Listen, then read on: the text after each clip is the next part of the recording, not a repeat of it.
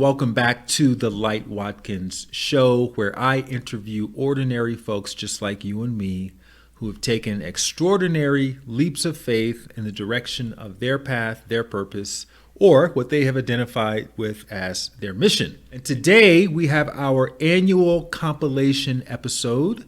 The theme this year is making something out of nothing. I went through the archive and I hand selected clips from those episodes where the guests created their movement from nothing and told the story of how it happened, meaning they told the story of how they took action on their inner calling without having all of the resources or the know-how that we sometimes think we need in order to do what's in our heart. So to kick things off, in this first clip, we're going to hear from Sebastian Terry of episode 91. Sebastian, who goes by the name Seb, quit his day job to start a movement called 100 Things, which is a list of the things that he felt would bring him happiness, very simply. What's interesting about Seb's story is he basically had no money at that time. It was just an idea that he had been carrying around with him for years.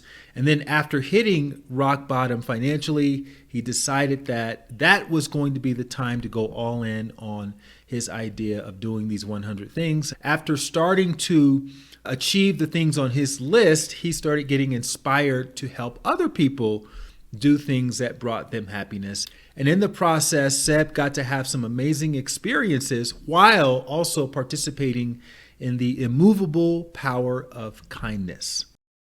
I didn't have any money. I just had zero money. And I guess at that point I was 26 or 27 and I just had $0. And the company was paying me an amount that just got me by I had nothing. And Dave asked me to go out for dinner one night with him for his work thing. He worked in hospitality. And so I went purely because I couldn't afford to eat myself. And not eat myself, but eat by myself. And so I ended up at this like lavish dinner, really lovely, at this place in Circular Quay in Sydney. And there was Dave next to me and all his colleagues or employees actually. And everyone was at like silver service and we're getting wine poured and it was all really lovely. It was great. And then I just remember looking around going, what am I doing? I am 27 years old. I can't afford to buy myself a meal. Even if I could, I wouldn't be here. I'm purely here because I need to eat. And I said, I just got quite upset. And I looked at Dave and I said, mate, I'm going to go. And I was getting a little emotional, but I held it together. I walked out. I went to the ferry to get from Circular Quay to Manly, where I was living then. And I missed the last ferry, meaning that I had to get a taxi home, which cost more. So I had to walk back into the restaurant and go, by the way, Dave, I still am leaving, but I need money for a taxi. So he gave me money for a taxi. And then, I left Circular Quay. I was going over the Sydney Harbour Bridge and I just burst out crying. And I didn't really know why, to be honest. I just burst out crying. And I think my girlfriend at the time was in the cab with me. It's funny how you sort of forget things. I think my girlfriend was in there. And she said, what's wrong? And I was like, I don't know. And so we went home, had a very somber evening by myself. And the next day I woke up and I just remembered this list that was hidden in a drawer in my room that I had forgotten about for 2.5 years. So I pulled my drawer open. I got my list out, my actual list of 100 things, which was there. And I have never felt so motivated in my life. I went down to Humphrey's News Agency in Manly. I bought a map of the world, just like a foldable map of the world. I put it on the wall and I got 100 sticky notes and wrote every one of my goals on that and then stuck it all on the wall on the map to represent what I wanted to do in my life in that moment.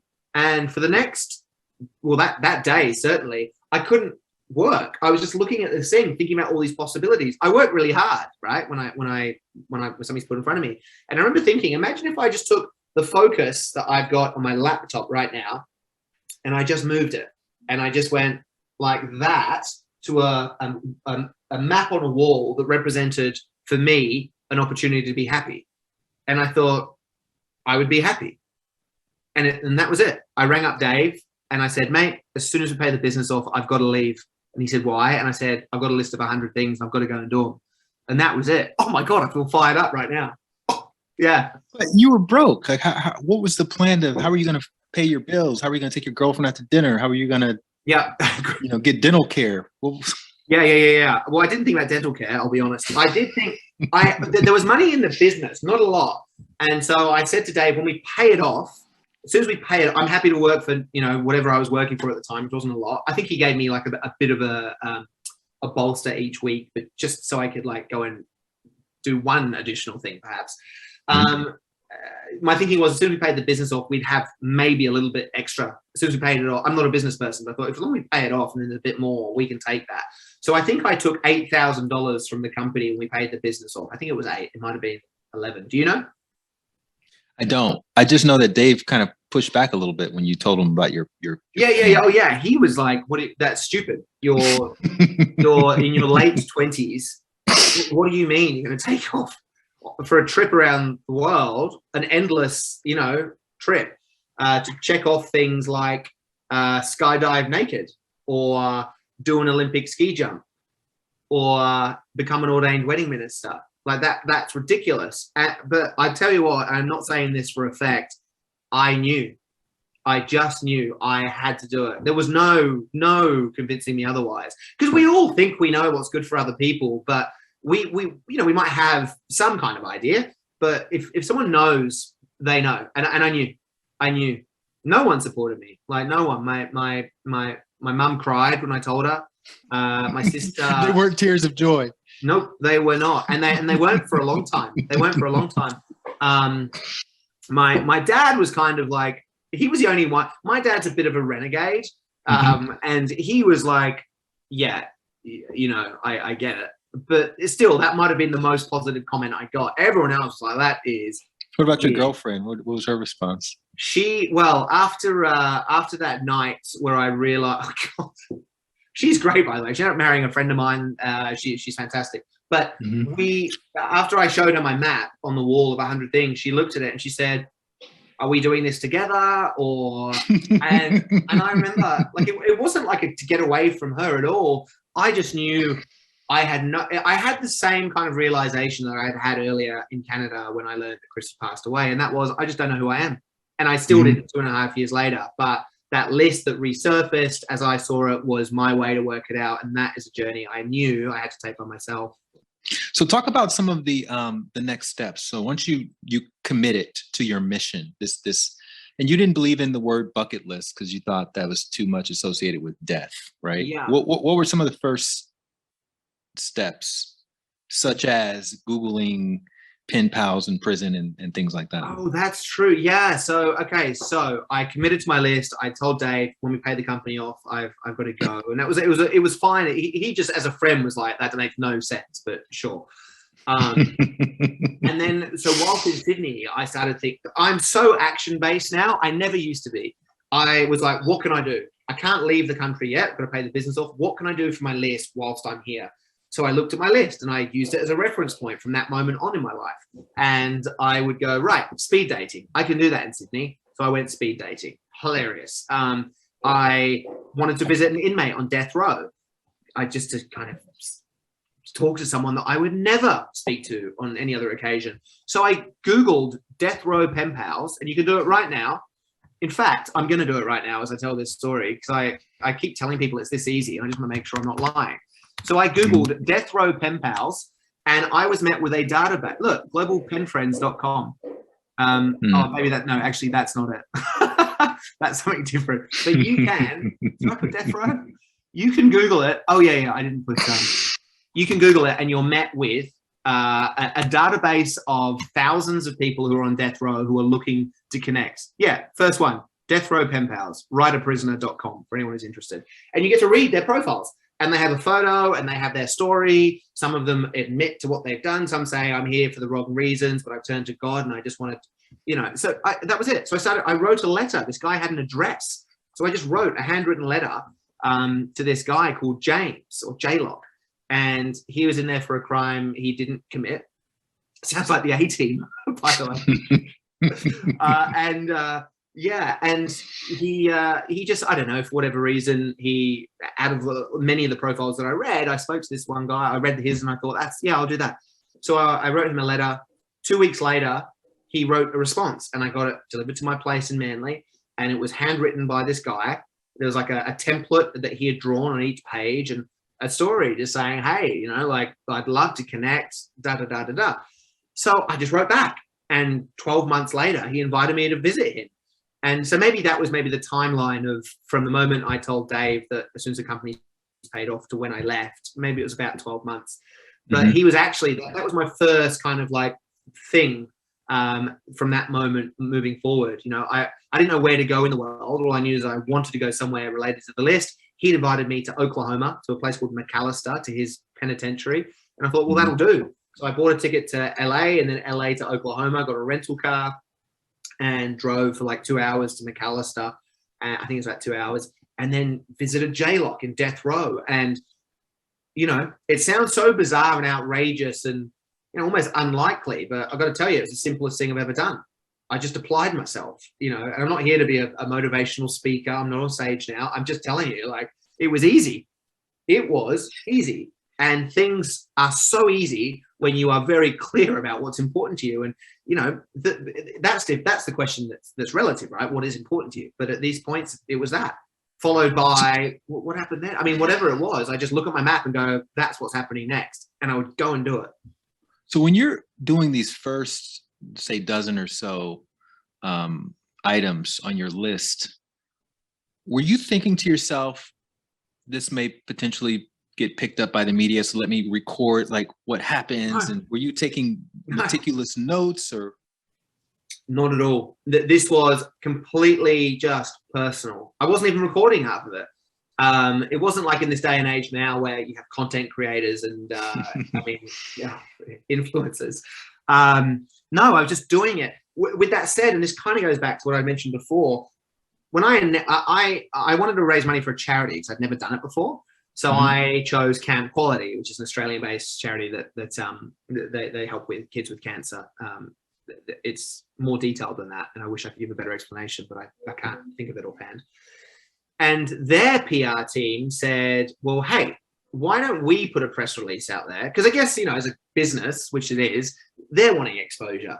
So they said, why don't we pitch this as a story? Guy with bucket list is raising money for kids with cancer. And of course, as soon as I did that, we got a response from Channel 7, like a big network in Australia, to do their morning breakfast show. And I was on their breakfast show. Before I'd even left Australia, having only achieved maybe 10 things probably, including speed dating and what have you, I was talking about this goal. And what I noticed, a couple of things here. What I noticed is because I went on TV, I wanted to raise $10,000 for Camp Quality. I can't remember what the actual figure was that I got to at the end of that day, but because of the TV interview, we raised a lot of money for Camp Quality in one day, and I raised it after then to $100,000, which we went and did. So that was interesting, but no, there was never any plan with it. Was that the interview that Mark saw? No. That was years on. That was the very first interview before I left the country. I left. Okay. What I found, going back to your question, is that I never did any of it for to be seen or to try and build a business. Or, I mean, I'm some people might see that as me either not telling the truth or being incredibly, stupid. It's neither of those, but if I had to pick, it would be closer to the stupid one. I just did it purely for my stuff. I found that media liked to follow me wherever I went. I suddenly would end up in a newspaper because someone I would meet in that area would generally go, oh, I know someone, this would be a great story. So that's kind of how it started at first. And but of course some of it was documented. I found that I loved writing from backpacking earlier on in my life. And so I, instead of sending emails, block emails to everyone on my address book, I created a little blogging site where I just put down stories. And when I visited J-Lock on death row, first thing I did, I wrote this long story about the whole experience, and it helped me process and understand it. And friends would read it and they would share it with friends. And so that was kind of what I was doing. I hitchhiked across America shortly-ish afterwards. And that was the first time I ever tried to video anything. So I had a camera with me and I just videoed, and I thought, well, this might be cool in between my writing about it. And yeah, it was awful footage. I mean, the truth is, there are some people who go out there my intention was to be happy. And there are other people, and their intention is fine too, was to go out there and film everything and make it, create this site that immediately inspires so they can do this and that. It's absolutely fine. It's just different to my way of thinking, certainly back then. Does that make sense? So yeah, it does. And just for the listener, some of the items included things like going on a game show, which you did, playing a song that you wrote on stage, being homeless for a week, delivering a baby, obviously getting married to a stranger, kissing a celebrity, stand-up comedy. Yeah. So you started like writing down little comedy bits. You started, you started doing all these little things that you could do initially.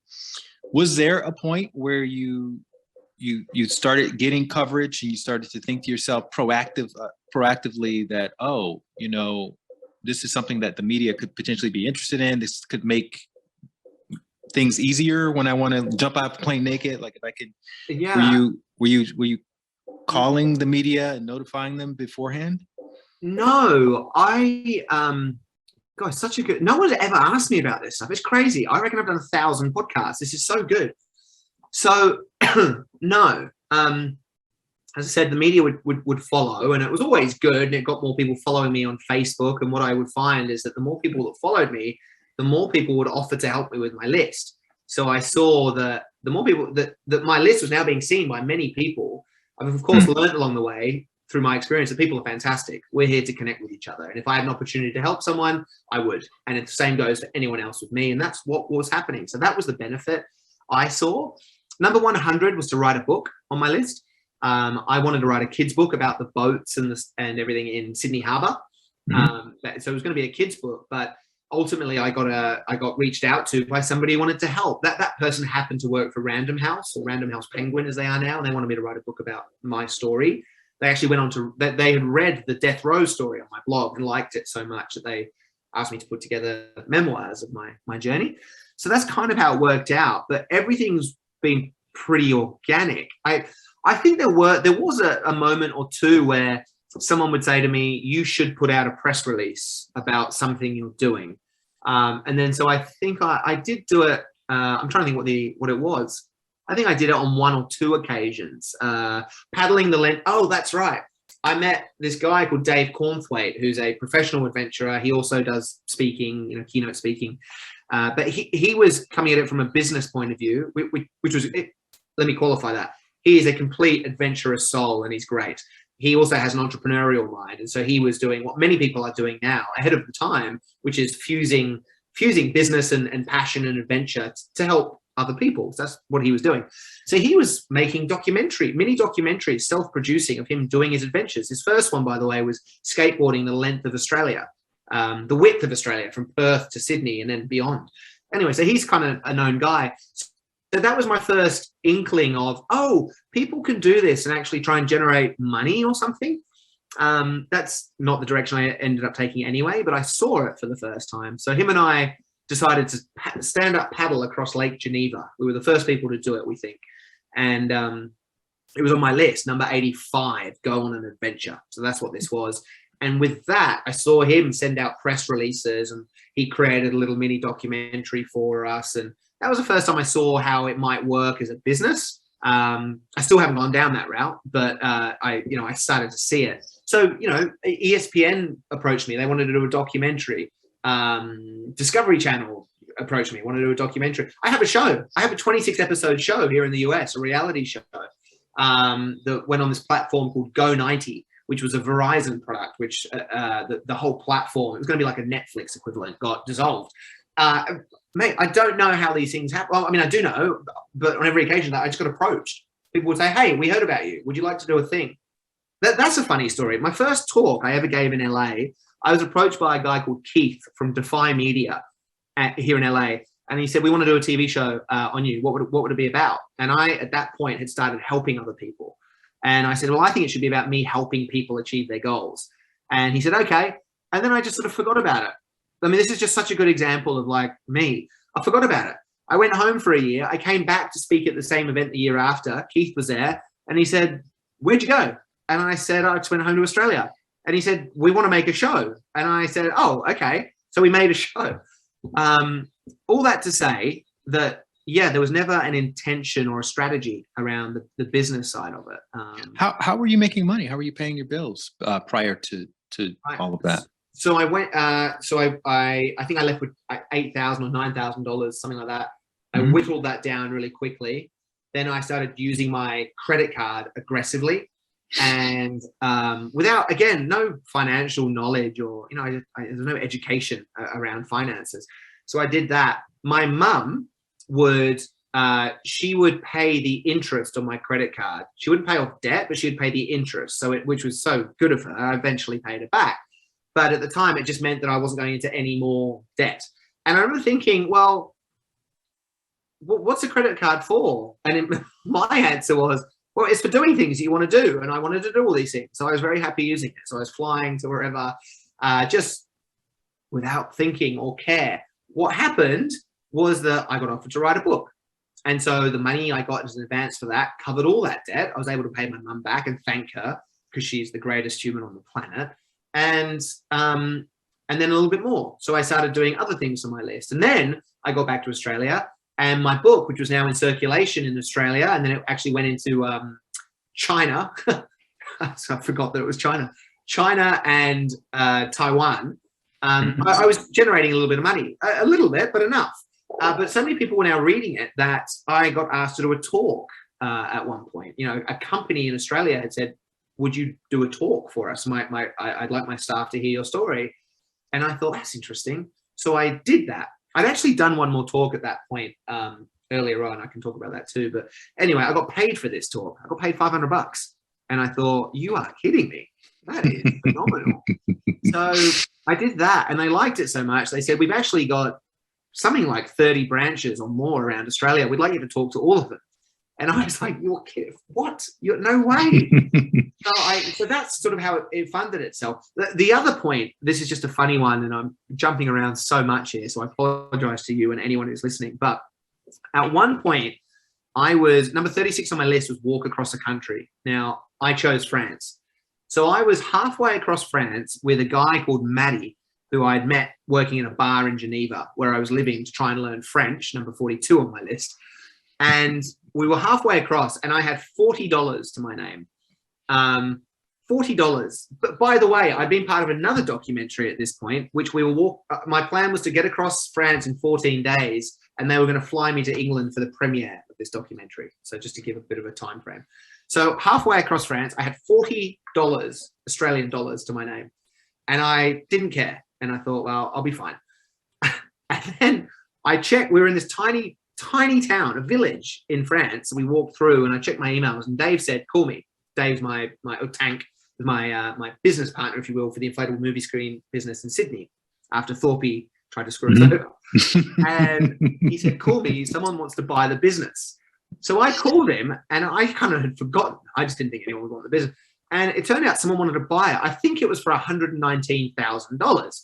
And I was like, you are, no way, really? So we split it 60-40. Dave argued that because he had been staying and working on the job, he should get 60%. He does more, right? And I said, well, he's my best mate. So I was like, yeah, but I worked on it for like 2.5 years without you. But I don't like confrontation. So we stayed at 60-40. For the record, about 12 months ago, me and Dave were catching up, and he said, I think you were right about that, by the way. Anyway, so, but after paying capital gains taxes or whatever the other taxes were, I got my 40% of that amount ended up being something like $12,000 or something. It was ridiculous. I'm really bad with figures, but it was nothing. But whatever it was, I was like, this is amazing, because I only had $40 at the beginning of the day. So yeah, it all just worked out in some bumbling kind of way. But I will say, and I'll save this for later on if it pops up, there is something to be said for pursuing something that you're passionate about, because things pop up, you seek out opportunities that you don't see before, and things will show up. Like the world conspires to help you out. And it's not really my world, the way I speak in interviews or anything like that, in that sort of spiritually led way. I feel that there's something looking after us all if we're able to connect with something, but I do believe there's something going on there. Okay, that was Sebastian Terry from episode 91. Next, we are going to hear from Agapi Stassinopolous, who has written several best-selling books on various topics like Greek gods, meditation, mindfulness, and most recently, Agapi has written about the power of prayer. And she was gracious enough to come on to the podcast back in episode 89 to share her superhero origin story. Agapi talks about how she aspired to become an actress when she was younger. And while it felt like that was her calling at the time, it didn't quite manifest as she had hoped. But one of her most memorable performances took place on a city bus. And that experience taught her something very important. It taught her about callings and why we don't need to wait for other people to validate our calling in whatever ways that we imagine it was supposed to happen. All right, let's listen in on that conversation. My God, I had so many difficulties in my life. It's not like I had my experience at 23 and I live happily ever after. I mean, and you write about that. Every difficulty you have leads to some greater awakening. Yes, and some new step along your path. I had projects that I worked for years that fell through. I had relationships that I thought, oh, he's the one, and he was not the one at all. He went out and found another one. I had heartbreaks. I had times where I was broke, and I had times where I didn't know what to do with myself. I knew spirit and I knew the light, but I didn't know how to translate it in. So I had to trust that in my forming, as a way of creating my life and myself, that I was guided. But that doesn't mean that I didn't go through the ebbs and valleys of life. And that's the reason why I have the confidence and the authority to come up and talk about it with such passion, is because I know it. I mean, I have faced a lot of these human difficulties. And until we die, I think we're always facing something, So back to your question of how do we find the confidence to pray when we feel awkward, we feel silly, we feel self-conscious, is you just put one foot in front of the other. You put one word in front of the other. Your intention behind is you start to assume it, and it will meet you halfway. Your willingness to go there.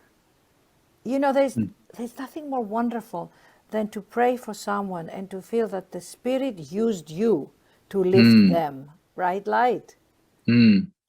Well, it reminds me of this story that happened to you where you ended up giving the monologue on the bus, and that woman, you were complaining and you weren't getting the acting jobs, and the woman said, well, you don't have to get a job to act. Yes, exactly. Can you share that story? I think it's such a wonderful story. Oh my God, it changed my life. I was auditioning in New York City for a 6-hour adaptation of Greek plays at Williamstown. And I went with Joan of Arc. I did the Joan of Arc monologue. And by that time, I already had my spiritual experiences, so I was already in the spiritual path. And I had a lot of high expectations, like, okay, it's a Greek play, it's a Greek director, I'm a Greek girl, I'm talented, I'm very talented, I will get beautiful. I'm beautiful, I'm talented, I speak Greek, I speak English. Well, I auditioned and the guy called me 3 days later and he said, he spoke with a thicker accent than me. Agapi, you are so talented, my dear girl, but I don't know how to cast you because, you have so much personality that if I cast you as an extra, you'll stand out in the chorus, not extra, in the chorus. If I cast you with a big part, Electra, Clytemnestra, Antigone, you don't have a big enough name, I said, no, I do. It's Agapi Stassinopolous. It's very big. And he said, well, no, I mean Sigourney Weaver, Susan Sarandon, I need the names for the theater. So that was that. And I was despondent. I was like, well, if I can't even get a chorus part in a 7-hour adaptation of the Greek plays. And I took the bus to go to my singing lesson, which I had religiously every week. I was so depressed and so down. Oh my God, Light. The difficulties as a young girl that I went through with the disappointments, constantly with the acting thing. And I was sitting next to a woman, and, being Greek, I talk to everybody. If somebody sitting next to me to the bus, of course, I'll say, hi, how are you? And it's beautiful woman. I said, well, I'm very depressed. I didn't get the part. I'm an actress. She said, oh, she said, I'm an actress. I was an actress. She said, I'm a nurse. I have a little boy. I'm a single mom, so I had to earn a living. And she said, what did you audition with? And I said, I did Joan of Arc. And she said, oh my God, was that the Bernard Shaw? And I said, yes. And she said, I know that monologue. I said, it's the one that goes, you promised me my life, that you lied. And I said, you want me to do it for you? And I start to recite this monologue, which is so powerful because she is in front of her accusers. And she says to them, I could live without water and bread, but to shut me from the light of the day, to throw me in the dungeon so I can no longer hear the larks in the trees and see the soldiers passing by, and to no longer be able to smell the flowers and the air, that is worse than the furnace in the Bible that was heated 7 times. So burn me at the stake, and God will be with me, and God will comfort me, because the hatred in yours will be supported by the comfort of God and the people who love me. And she goes on, and she says, so God be with me. And so I'm screaming this monologue in the bus, and the whole bus wakes up. And she kind of applauded me, and she holds my hand, and she says, my dear girl, you don't have to wait for anyone to hire you. You are so talented. Why don't you go do your own thing? Amazing, right? Amazing. And I remember I left the bus, and I felt so elated, as if something had hit me, like the light had hit me and said, get off your wanting this acting so much. It's not for you. Go do your own thing. And of course, I didn't know what my own thing was going to be, so I reflected on it and thought, and I think a few weeks later, I started to think, I'm going to do a one-woman show with all the Greek goddesses, 7 of them, the Greek goddesses from Olympus, and I'm going to do the monologues that I love for each goddess. So Bernard Shaw of this Joan of Arc will be Artemis, and Jocasta will be Demeter, and a character from Bernard Shaw called Orinthia is going to be Aphrodite, and on and on. And it was a dream. I mean, I put this show together and I launched it, and it was Agape emerging with my light and my spirit, but now combining my talent into the world. So that's how my life kind of unfolded, finding the courage to say, I'll do my own thing. Nobody's hiring me. I will hire me. Well, it's almost like you embodied that. You wrote about this in your book, the chariots of fire line, when the guy says, when I run, I feel God's pleasure. And yes. It's almost like you stumbled upon that living prayer. It's a living prayer, right? Because you thought acting was your purpose. And for all we know, for that part of your life, for that season, that was your purpose. But it wasn't about the outcome. It wasn't about getting the film role. It wasn't about getting the audition. It was about just the art of acting itself. Like God is speaking through your actions. Exactly. Oh my God, that is so true that you remember that movie, I don't remember. Well, I didn't remember it. I just read it in your book, and I was like, I want to go watch this movie again, because I saw it when I was a kid, and I don't recall that profound moment. But it was, it really struck me. Let me just share it with our listeners. There is a movie called The Charge of Fire that Vangelis, the Greek composer, actually wrote the music. And in it, there is, it's a true story, by the way. It's about two Olympic athletes in England. And one is a Christian and the other one is a Jewish one. And they're competing in the same race. And the Christian one is a missionary. And they go with his sister, all around. And they, of course, support people to become Christians. And his love is running. And so he's running the race. And his sister has a conversation with him. And I think his name is Little. You got to give up that hobby of yours of running and concentrate on what God is calling you for, which is being a missionary. And he turns to her and says, but when I run, I feel his pleasure. And that is the most beautiful line to me that I've really heard from expressed, how the Spirit moves with us when we do something that we really love.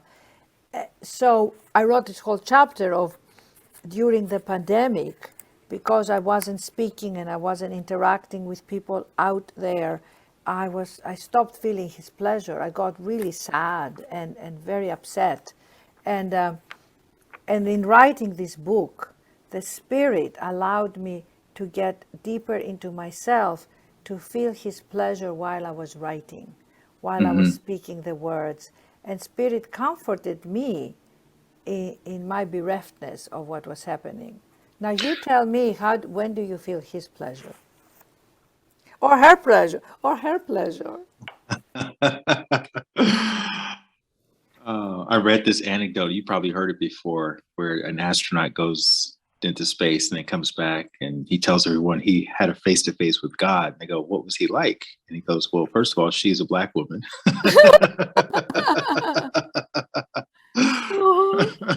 Oh my God, I love it. That was Agapi Stassinopolous from episode 89. Next, we're going to go to one of my most anticipated interviews from this past year, which was with former inmate turned author Shaka Senghor, who was convicted of murder, and he spent 19 years in total in prison, and 7 of those years he was in solitary confinement. And that's where he ended up writing his first book, which is called Righting My Wrongs. It was published shortly after he was released, and then very serendipitously found its way to Oprah. And then his career as a writer skyrocketed from there, and he became a New York Times best-selling author. And I love his story because it reminds us that we don't need the perfect setting and the perfect resources and the perfect equipment or even the perfect time to do what's in our heart. All we need is the right amount of inspiration to spark our leap into action. And in this clip, which is taken from episode number 87, Shaka shares more about his experience of finding that inspiration in solitary confinement while in prison and what happened from there. Let's listen in. Now we're in the period of your life where you're writing more or less prolifically in the solitary confinement. What is that? What's a day in the life like in terms of your writing and whatever else is going on in that 6 by 9 foot cell? I'm happy you asked that. You know, when I think about where I was at the time that I was writing, you know, there's a few things that comes up. You know, there's obviously the pain of the experience. And, you know, solitary confinement is something that I will forever advocate to have ended. I think it's the most barbaric and inhumane treatment that we can inflict on people consciously and with our tax dollars. And, you know, I think to lock a person in a cell or a cage, you know, for years at a time is cruel and unusual punishment. And the environment that I was in, the thing that struck me the most about it was the high level of mental health challenges that the men around me were faced with. And the way that that showed up, you know, whether it was men who were cutting themselves so that they can get taken to a hospital and receive some type of care and comfort from somebody who treated them with, you know, humanity, or whether it was, you know, just the personal attacks on each other from, you know, slinging feces on each other to sleep deprivation by banging on the toilets in their cells. It was a very chaotic environment. Every day it was super noisy, and you know, there was always the officers coming to extract people from their cells, and you know, they come as 10 officers fully adorned in what looks like hockey apparel, and they would come and extract people and take them to whether the suicide watch cell or other cells, which meant they spray pepper spray, and that just goes through the whole unit. So there was days where you would just, you know, I would be sitting on my bunk and all of a sudden I'm coughing and whatever, because they're spraying pepper spray without consideration for everybody else around them. And it was chaos, you know, and at one point, you know, I started to question whether I was actually losing it because I wasn't reactive to so many of the things that other people was reactive to. And I was like, well, maybe I'm the one who's losing it, and they've got it all together. And that's the, excuse me. And that's the psychological challenge of being in an environment where it's so chaotic and nothing is normal, and there's no idea of when you're going to get out, you know, kind of similar to what we're dealing with the pandemic, in the sense that uncertainty is always looming above you. And so, you know, for me, writing in that environment required, you know, a lot of ingenuity. You know, I had to rate to what's the optimum time. And typically it was once the lights were out, you know, in the cell block, then things would kind of quiet down. And so I would stand by the window. It's a little small window at the back of my cell, and a little bit of light that filtered in, I would write from that, you know, and then sometimes I would lay on the floor and write from the little bit of light that leaked up under the cell door. So I was always just finding different ways to do it. And then I created just kind of a consistent cadence of, like, you know, what I want my experience to be like. This is once I started realizing that, you know, we may not be able to control our circumstances, but I believe we can always control our reaction to them. And so I began to set my cell up as if I was at university. You know, I would study, you know, philosophy in the morning. You know, I would go from philosophy to, you know, world history, from world history to African history, from African history to, you know, Eastern philosophy. And then I would get into literature, and then I would make time to just read. And then after I got done with that, then that's when I would write. So I just made sure that I consistently, you know, kept my mind moving forward. You know, I think people lose hope when they can't take that next step in their mind. And so those things allowed me to just every day to add some type of value to my life and to my experience, and really just to keep me moving forward. What about more practical considerations such as exercise, food, water? Was that adequate when you were in there? Well, the exercise part, that's up to you, you know? And so I definitely, you know, exercise every day. I would take my mattress and roll it up, and then I would tie a sheet around the mattress, and then I would loop another sheet through the mattress, and then I would curl the mattress. And so that's how I would do my curls. I would do like shoulder presses. And then I would just do push-ups and other calisthenics. And so that was part of that baked-in routine, you know, just to keep my body moving forward. Meditation, that was so important to me, is like the ability to, you know, process my mind in a way that emptied out all those negative self-defeating thoughts. You know, journaling, that was very practical. You know, practice for me is like to really get things out of my mind. In regards to food, we were solely reliant on whatever they were serving, you know, so that was you know, oftentimes not the best. The portions are very skimpy. You can't buy commissary out of the store when you're in solitary. And so the only edible thing you can buy are cough drops. And so cough drops became like candy as well as currency. But that was it, you know, you can't save, you can't hoard food, because if they catch you with any food that you saved, basically they will put you on food restriction, and then you would get a big lump of what's called food loaf, which is all the food mashed up and baked into this brick. And so, to avoid that, you have to eat, whatever you can before you turn your tray in.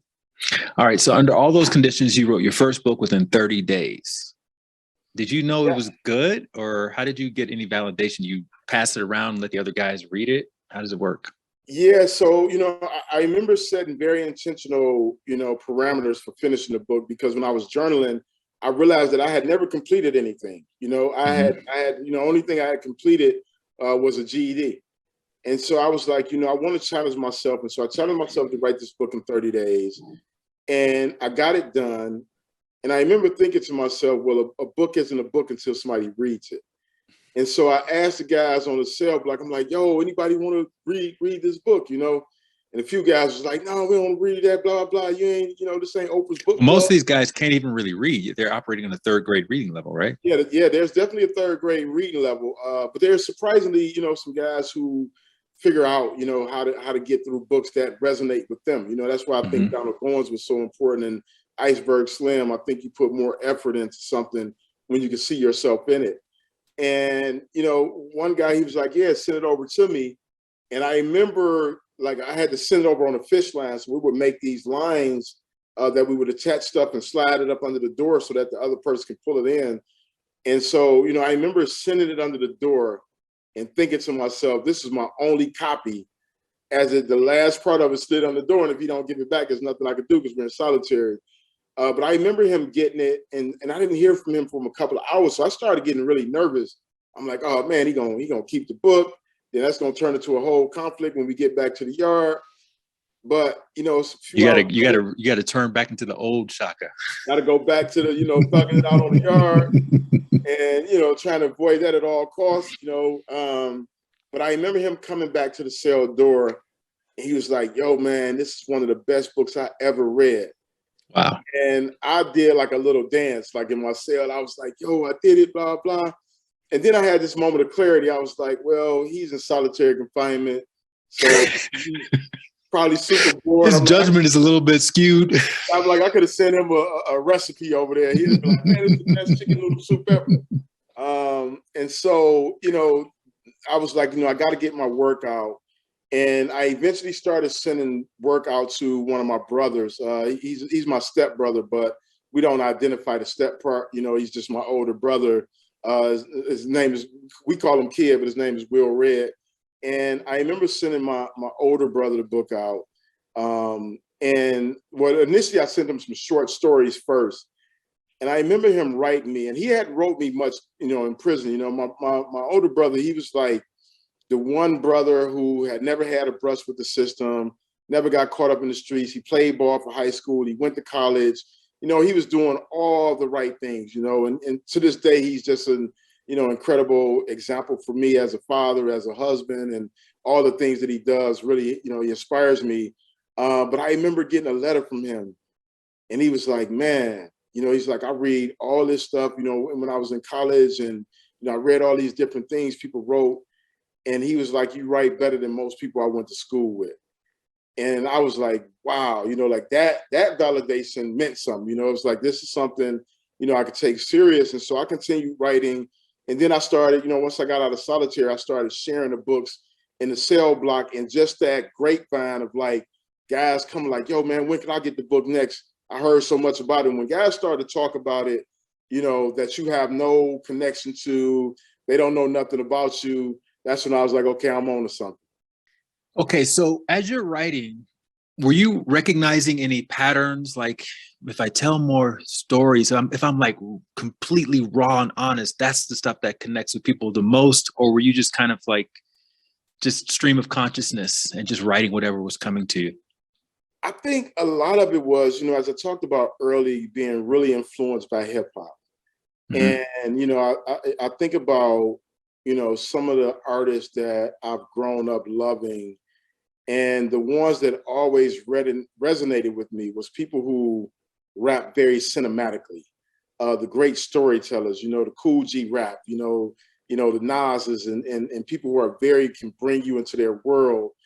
And that really, from a storytelling structure, the way that I've approached it is that I want people to feel like they're a part of this world, that they're having the experience of the characters, that they can smell the environment, they can taste the environment, they can be grossed out, they can fall in love, they can be angry, they can be, they can laugh, all the things. So I think that instinct really came from reading a lot and listening to a lot of hip hop. And what I started finding consistently in the reactions to my work is people would say, I felt like I was there. I felt like I was part of the experience. And so that became kind of, a thing where I was very intentional about, setting the scene and really setting up those connecting points and, the metaphors and the similes that really align with that more cinematic storytelling. At what point were you aware that you were going to get out? And what was when you found out and now you're writing these books and you're getting this response, what was your plan in your head, right? Before you actually walked out of those gates, what were you thinking was going to happen with all of this? Yeah, so I was excited. When I wrote the first couple of books, and and for years they were just like typed, in folders. I would carry them from, safeguard them with my everything. And during this time, there was this uptick in like literature that was coming from communities, like real communities, like Terry Woods, True to the Game, Sister Soldier, The Coldest Winter Ever, Quan, Animal, like all these great literary, like to me they're literary giants, right? They may not rise to what people typically frame as literary, but I think if you can communicate a reality from an environment, that makes people feel something, that makes people feel connected, that makes people feel like they can see themselves in those stories, like that's greatness to me, and that's what they embody.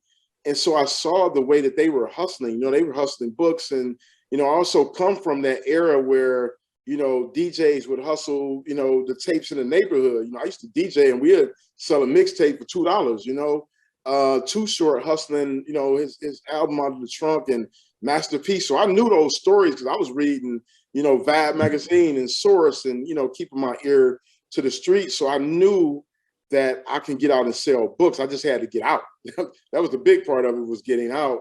And that was something I didn't know. I didn't know if I was ever getting out of prison because that's what they told me, like you would die in here.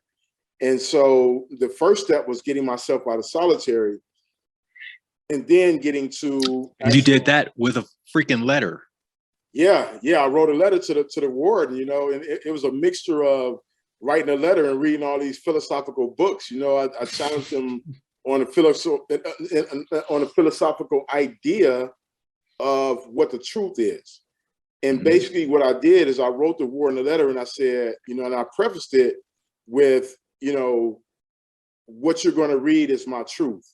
And if you follow the pattern of what my experience is, they line up with exactly what I said. When I came to prison, I said I wasn't following the rules. And I've been pretty consistent with that, which means that you can agree or disagree with me not following the rules, but what you have to agree with is that I told the truth. And if you believe that the truth is the most important thing, then everything that I'm about to tell you in this letter moving forward, I would hope that you acknowledge that as truth as well. And that's when I told them, if you give me an opportunity to get out, I'm going to pursue this writing thing. I'm going to take it serious. I'm going to stop doing the things I was doing on the yard to get in trouble. And I'm going to focus on becoming, the best writer that I can be. And it was the first and only time that a warden has ever directly wrote me back. And he said he was so moved by the letter and he believed my truth that he's going to advocate for me to get released from solitary. And he ended up doing that. And so it still took about 2 years because he had to go to his higher ups. But once I got out, I started typing those books up. I had a little a Brother's word processor. It was a Brother ML500. I had that little word processor. You can only see like half of a sentence on that little screen. And I would just type nonstop, for days on end, transferring those books to type, manuscripts. And so I did that. And that's what I shared in the cell blocks, those typed manuscripts, And meanwhile, I started putting a business plan together. I started kind of walking through what I wanted to happen with my writing. You know, I was very intentional about where I wanted to land at and what I wanted it to become when I got out. You know, I wrote in every genre you can think of. I started with, you know, fiction. At one point, I wrote some erotica, which turned into a whole different things because, you know, it was a mixture of me coming from being a hustler to evolving into like a real writer. And so it was like, okay, I can write and I know I can move products. So I'm gonna get out and I'm gonna hustle these books. And so, you know, I ended up meeting Sekou's mom. Sekou is my youngest son, who I write about in the book. But I met his mom while I was incarcerated, you know, and we started exchanging correspondence. And she was like, you know, what is your plan for life? And I was like, I'm happy you asked. Here's what I want to do. And I sent her a whole business plan, a whole breakdown of how I was going to disrupt the literary scene, how I was going to approach it, the places I was going to go. My goal was to get out, get a job, save that money, buy some books, take those books, hustle them everywhere I could, buy more books, hustle them, rinse and repeat. And she was like, wow, like, she's like, I'm with it. Like, let me help you, you know? And so we ended up joining forces, and I actually published my first book from prison in 2008. I published Crack Volume 1. And as soon as I published the book, I got sued by the Department of Corrections for the cost of my incarceration. But I didn't let that deter me, you know, and you know, I went up for parole that same year, got denied, went back up the following year, got denied. And I decided I wasn't going back to the parole board at that point, and I was just going to do the time. And the reason I had, you know, thought about that was it was hard watching my dad, and at the time, you know, who was my girlfriend, it was hard watching them suffer. And I wanted to relieve them of getting their hopes up high, only to have them dashed by my denial of prison, you know, parole release. And so, you know, fortunately, Sekou's mom, you know, came to visit me the same day. And I sat in that visiting room and I was in tears. You know, it was heartbreaking watching her come through, you know, security and get patted down and have to take her shoes off and have to open her mouth and have to be touched and all the things. And I was like, I didn't want her to suffer through that anymore. And so when she walked in, you know, I was like, I got to break up with this woman, you know? And so, you know, as soon as she sat down, you know, I go into this whole spiel about, you know, we have to break up. And, you know, I broke down in tears and, you know, she just let me cry and get it out. And then she was like, you're absolutely going to your next parole board here. And like, you know, you can get it together and get back up in there, but we didn't come this far to give up, you know? And so, you know, I ended up going back and I got paroled on that third try, you know, and as they say, the third time was the charm. And so the first thing I did when I got out of prison, you know, I went from, they took me from the prison to the parole office. I had to check in with my parole office. And, you know, Ebony, who was Sekou's mom, she pulls up, her and my oldest son, Jay. And, you know, there was a brother who was getting out. His name is Prince Montgomery. He was getting out the same day we had met on like the last 60 days of my sentence. And he's like, man, I'm gonna buy one of your books when I get out. And I thought he was talking about once he got home and kind of like got himself together. But, you know, he had money in his account and they, you know, they gave him that. And, you know, he was like, yo, did your girl bring them books? And she was like, yeah, I got them in the trunk, you know. I'm like, yo, pop that trunk, you know. And I remember him giving me, the books were only $15. He gave me $20. I didn't have no change because I didn't have no money on me. And he was like, man, keep that extra $5, man. I'm happy to support you, you know. So every year we celebrate our freedom anniversary, but we also celebrate the moment of my first actual hand-to-hand book sale, you know. And I've been selling books ever since. So, yeah. Yeah, you talked about selling books to put gas in your Honda Accord, and you were going around mentoring kids and all of that. Yeah. I imagine you never dreamed in a million years that you'd be interviewed by Oprah and all of this, you know, from one of your books at that time. But talk about what those next breadcrumbs were along that path. Like, I know there was a college or something that was interested in one of your books. Yeah, so actually, I did think that I would be interviewed by Oprah. Okay. But I'm gonna tell you why. You know, I Mm. believe, I believe in the laws of attraction. Mhm. I believe that we can manifest into our lives the things that we desire. And I was super intentional about what I wanted to happen with my work. So I wrote it down. I was like, if I'm going to be a real writer, Oprah has to read one of my books. And for me at that time, that's the validation that I needed to confirm this was a life for me as a writer. I was like, I want to be a New York Times bestseller. I wrote that down. Mm. So I was very intentional about writing down exactly what I wanted to happen. And, of course, it didn't happen in the way that I imagined. I imagined I'm just going to send her the first, we're going to send her Crack Volume 1. Oprah's going to read that and be like, yo, it's really going down in the hood. I need to be in tune with that. But it didn't work out like that. But what did happen is there was a professor who was at SUNY, State University of New York, Binghamton. And she had been introduced to me by a young lady who used to edit their paper, who I had became pen pals with while I was in solitary. And she got my first book and she assigned that book to her class. Mm. And then they ended up inviting me to come speak. So my first professional speaking gig was at, she had moved from that college to a college in Wisconsin, Platteville. And that was my first gig. So that was kind of like the beginning of like, this is, really starting to happen. Like my book is, in a college, officially part of college curriculum.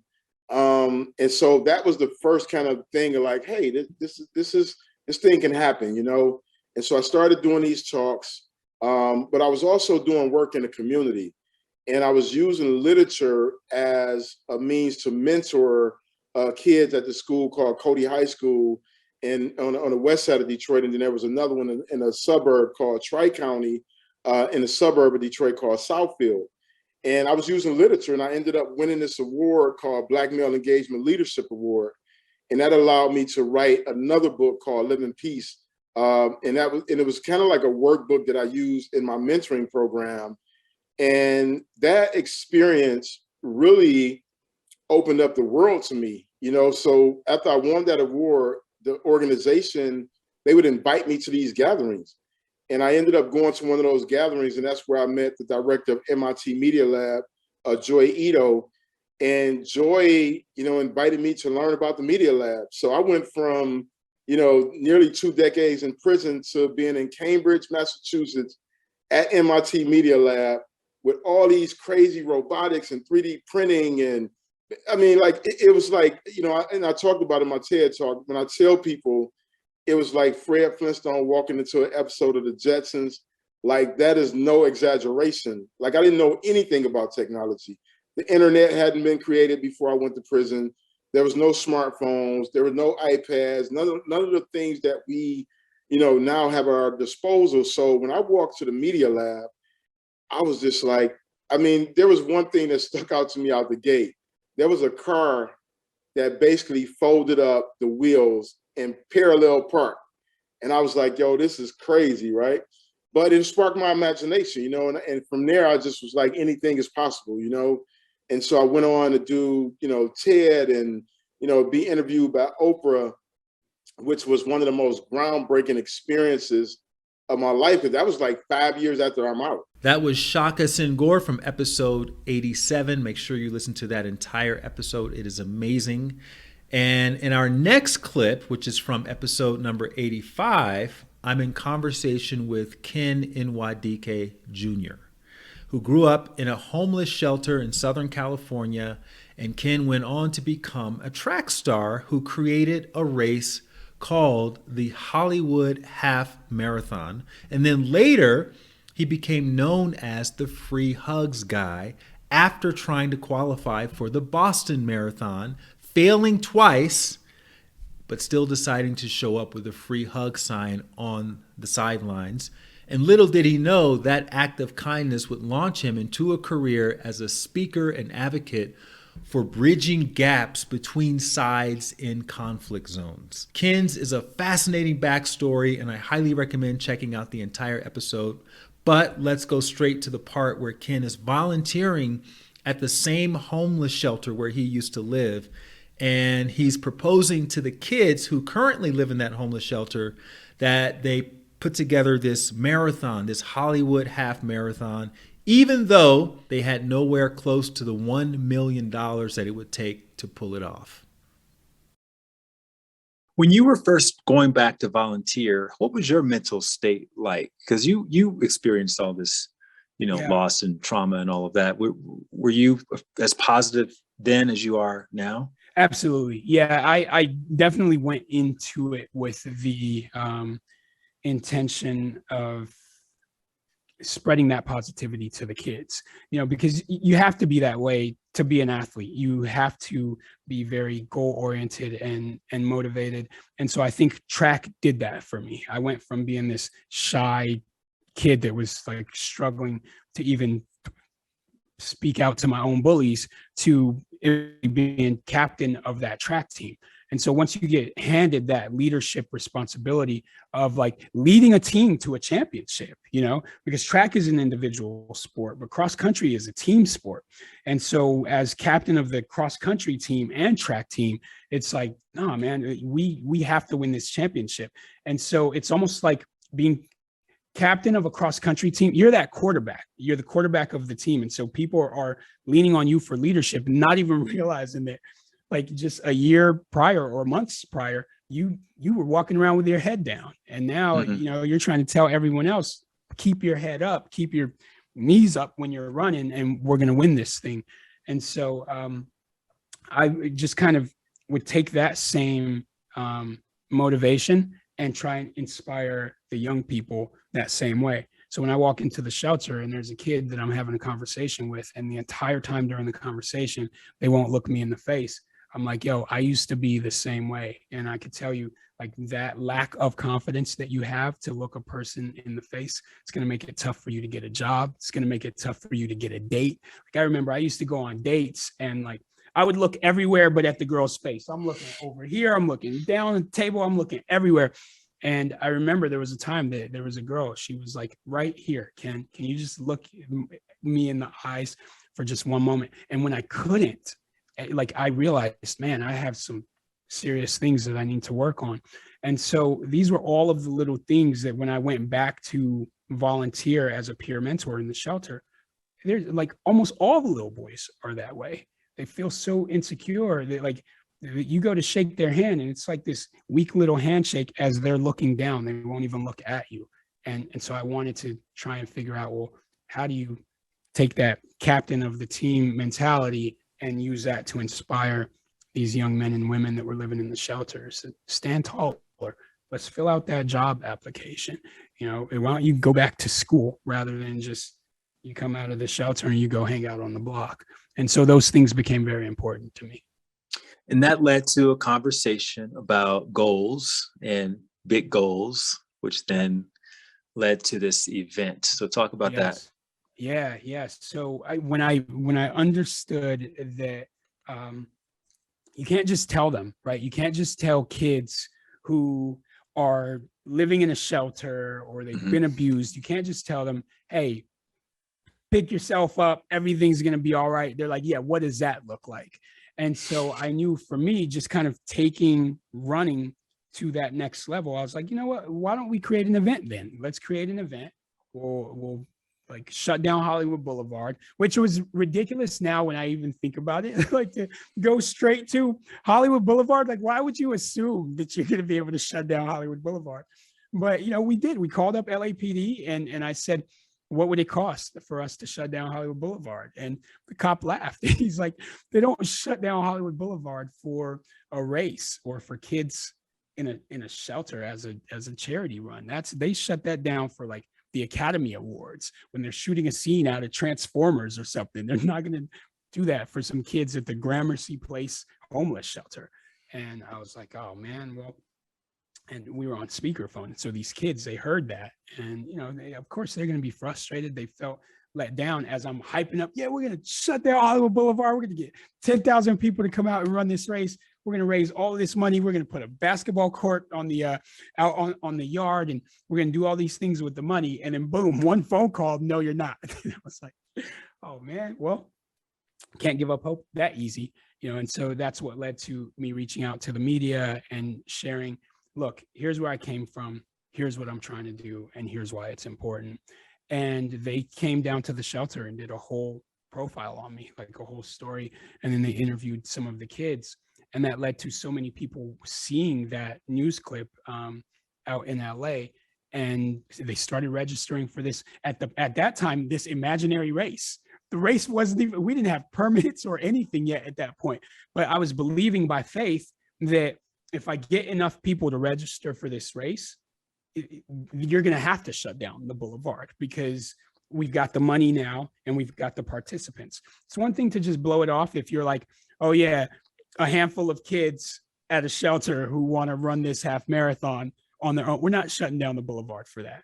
But when I'm like, I've got 10,000 people and $1 million, you're going to pay attention to me now. What's interesting is you had already sort of done a dry run of your story. Like that essay allowed you to really hone your pitch of what was important from your story. So I'm sure you probably used some of that or borrowed some of that, or maybe you were used to now telling your story. So when you finally reached out to the media, you didn't have to like try to guess what was appealing about you already knew what was appealing about your story. So you kind of knew how to play that angle. I never even thought about it like that, but you're totally right. From having to, and I'm so thankful to Miss Tuck, my counselor in high school, and another teacher, Miss Warmath, who like everyone hated this teacher, but I thought she was super sweet.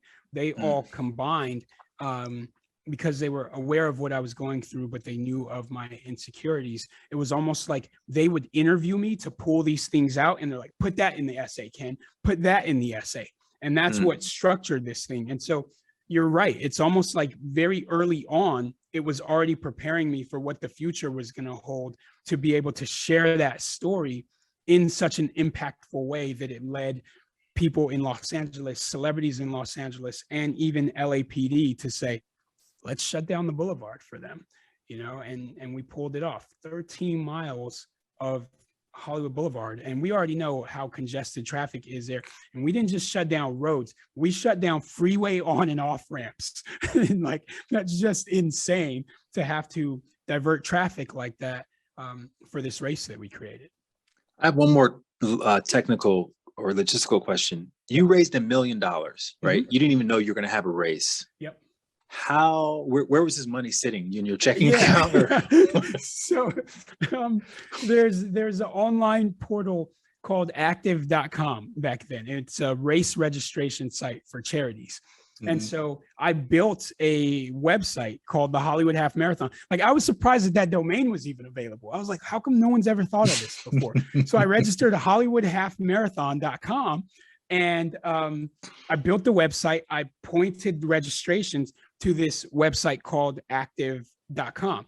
And so active.com, just to make sure that people aren't trying to scam people, they'll take all of the race registrations, and then they'll pay you little bits of what you raised along the way to cover some of your operational expenses. And then after the race takes place, then they release the rest of your funds. So yeah, I was like, I didn't even know that I was going to have the race yet, but I can check in my active.com account, and as well as the deposits that I was already receiving. I was like, we've got $1 million. Like, I remember I used to call my friends back then. And I was like, you guys realize I could buy a Lamborghini right now? I won't, but I could buy a Lamborghini right now. There's $1 million that I have access to. But we've got to pull off this race. And so, what were you doing for money at the time? Did you have a job? What was I doing back then? Well, so I had just come off of, I was living out in San Francisco running track with the Nike farm team, which was like an Olympic development program. And while I was there, I had started a party bus company. And the reason why I did that was there were like, it was one of the first news stories that I read when I got there. It was about how many kids were passing away driving drunk on the, I believe it was the 101 freeway coming from San Francisco back up to Stanford University. So my Nike development team, we were training on Stanford University's campus. And so they were talking about all of these university students who had recently lost their lives driving drunk. And I remember back then thinking, all these brilliant minds at Stanford and Berkeley and all these schools, you guys can't figure out a solution to this problem. I was like, the easiest thing is to create party transportation from all of the colleges, right? So this is back in 2005, before a party bus ever even existed. And I was like, you know what? Why don't I call up a charter bus company and have this charter bus meet at the Stanford University parking lot? And then I would just charge people admissions to board the bus. And then I would negotiate a contract with the clubs down in San Francisco so that people can hop to these clubs. This is pre any party bus company that ever existed. Yeah, pre-Uber, all that. Yeah. Any of those things, exactly. No rideshare apps, any of that, right? And so I was like, to make it more appealing to kids, you're not going to have to pay cover to get into the club because I've already negotiated the deal with the club owners. And the way I got the club owners to accept all of these kids to come into their clubs, you know how clubs, they usually try and keep people outside from like 10 to 11 to make it seem like the club is popping. But if I brought 50 people on a bus and just dropped them, you can let them in and the club is popping because that's an instant 50 people. And if I have multiple buses coming from a number of colleges, I could get you 100 people in your club right by the time your club opens, you know? And so it went from having one bus leaving Stanford University to where I had buses leaving from Stanford, from Berkeley, from Santa Clara University, and they were coming from all over the Bay Area. And then I would just funnel them into the clubs that were cool with me, like whoever negotiated the best deal. I was like, then you're going to take all these college students, they're going to party, and then they're going to leave early and safe back to their colleges. So now there's no more drunk driving accidents down the highway. And I was like, simple problem to solve. And that's from the kid that didn't go to Stanford. I'm like, you guys couldn't figure that out. And so that became a very lucrative opportunity for me because I ran that for a number of years, which is also what took my focus away from track and field. I think it was my first real successful entrepreneurial venture to where I went from being I would say a struggling track athlete, because track athletes, we're not paid like basketball players or football players. Like we get a lot of gear. I had a lot of Nike gear back then. You call coach if you needed shoes, shorts, singlet, whatever, they hook you up, right? But that doesn't, you can't eat shoes, you know, like you have to figure out how you're still going to put food on your table, how you're going to pay your rent. And so although coach didn't want me running that business, when it quickly became so successful, he was like, you might want to stick with that. He goes, but do me a favor and stop having the guys work for you. Because I was taking other Nike athletes. And I'm like, yo, can you man the bus coming from Berkeley? And I'll man the one coming from Stanford. And I was paying them to do that. And he's like, Ken, you can't have the guys partying all night with you on your buses and then showing up at track practice, like struggling the next day. And so eventually I had to let the guys go and then hire actual staff from the nightlife scene. But that was what I was doing. So that was like my early taste at being an entrepreneur. And that's why you had the LAPD on speakerphone, because you're a hustler. You knew how to negotiate. I was like, we're doing this. I'm going to show these kids what a true negotiation actually sounds Without like. a doubt. Yeah. This wasn't just some blind, let me call up LAPD and hope that it's going to happen. I was already used to negotiating with the police just in moving my buses around. Right. And I think by that point I was only like 23 years old running that operation. At one point I owned 12 Greyhound buses at age 24. 12 Greyhound buses. You owned 12 Greyhound buses? Owned. I was purchasing them. Yes. Like I went from chartering buses to eventually I hated that when I would charter buses, the drivers, when they see that you're making too much money, then they try and hustle you out of like what the cost is for the bus by the end of the night. Or they would like make up stuff like, oh, someone got sick on the bus, so it's going to cost you an extra $250. Or I didn't want anyone using the restroom on the bus because I have a corporate run tomorrow, so I'm going to charge you this. So I just got to the point where I was like, let me call Greyhound and find out whenever their buses reach high mileage to where they can't take them across the country, how much would you sell your high mileage buses to me for? And so I started buying these high mileage buses from Greyhound, and I found this huge bus yard where I would park. I still don't have the CDL license and things to be able to drive the bus around, but I owned 12 of them. And so I would just have drivers come down and drive all of the passengers. I knew how to move the buses around the yard, but I would never take it out onto the street. But yeah, 24 years old, man, 12 Greyhound buses in a row. And they would go out every Friday and Saturday night. And eventually I had the drivers on my own payroll. But that was like my first like really successful venture. And, you know, I've had a number of others along the way, including what the Hollywood Half Marathon became. It went from just being the Hollywood Half Marathon to superhero events. And the reason why it became superhero events, I seemed to have a knack for getting first-time runners out to my events because of the way I marketed my races.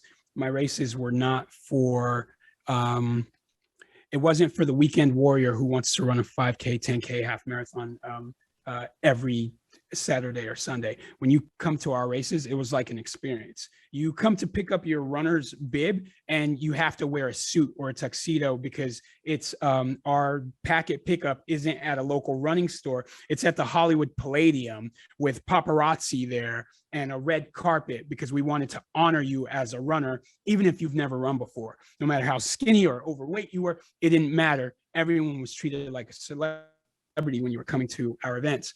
And so we were really helping people find their inner superhero. And that's what led to creating that and why it did so well for a while. You know, for roughly about 6 years, we would have 10,000 people come out every year, which is insane for a first year half marathon. You're lucky if you get 600. 10,000? Like, how is he doing this? And it was all in the marketing. Then the Boston Marathon bombing happened. Exactly. Yeah, it happened the same year that was our first year Hollywood Half Marathon. And so we were in 2013 was our race, and our race just happens to take place the first Sunday in April every year. And so that next day, Monday morning, is Patriots Day. And so as we're having our debrief meeting, and we're talking about ways to improve on the Hollywood Half Marathon. We're like, next year we should do this and do that. We got to become like them because they were so big and like everybody knows of the Boston Marathon. And then boom, you see that breaking news headline that bombs had gone off at the finish line. And I just remember feeling like, man, who would bomb runners? Like my whole life, all of the runners that I have met have been some of the most kind, genuine, and supportive people that I've met in my life, from the coach to my teammates. When I went to college, same thing. Coach Scott, my teammates there, they were all still my friends today. There were people who were looking out for me. When I was with Nike, Coach Frank Gagliano, my teammates there while we were up at Stanford. And it was just like, man, everybody along the way of my life, all of my favorite people were runners. And so I was like, any runners that are there, they have to be those same sort of people. And no one deserves to be attacked in such a way, to be doing your sport, crossing the finish line, and a bomb goes off. And even for the spectators that were there cheering for their families. And so I was just like, no, man, I have to do something about this. Because I felt like I owe the sport back, right? Like this sport took me out of homelessness. It got me to college.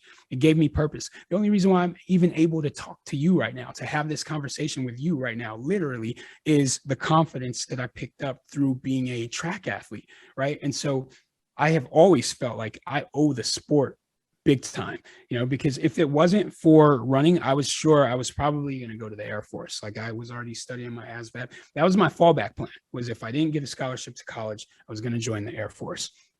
And running changed that path for me. But more than that, it gave me confidence and a personality to be able to create other entrepreneurial ventures. And so I was like, you know, I have to do something.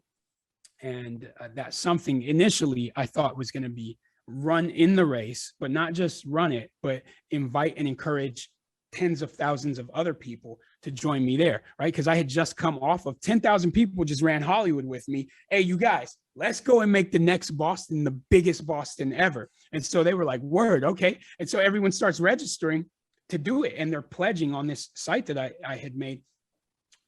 Actually, the page that I had created back then, it was actually called Free Hugs for Runners. Like that was the name of the whole brand. It was like a Facebook page, a website. It was called Free Hugs for Runners. And we're going to be a crew, and we're going to go and run the Boston Marathon, tens of thousands of us, to say that we're not intimidated by these acts of terror.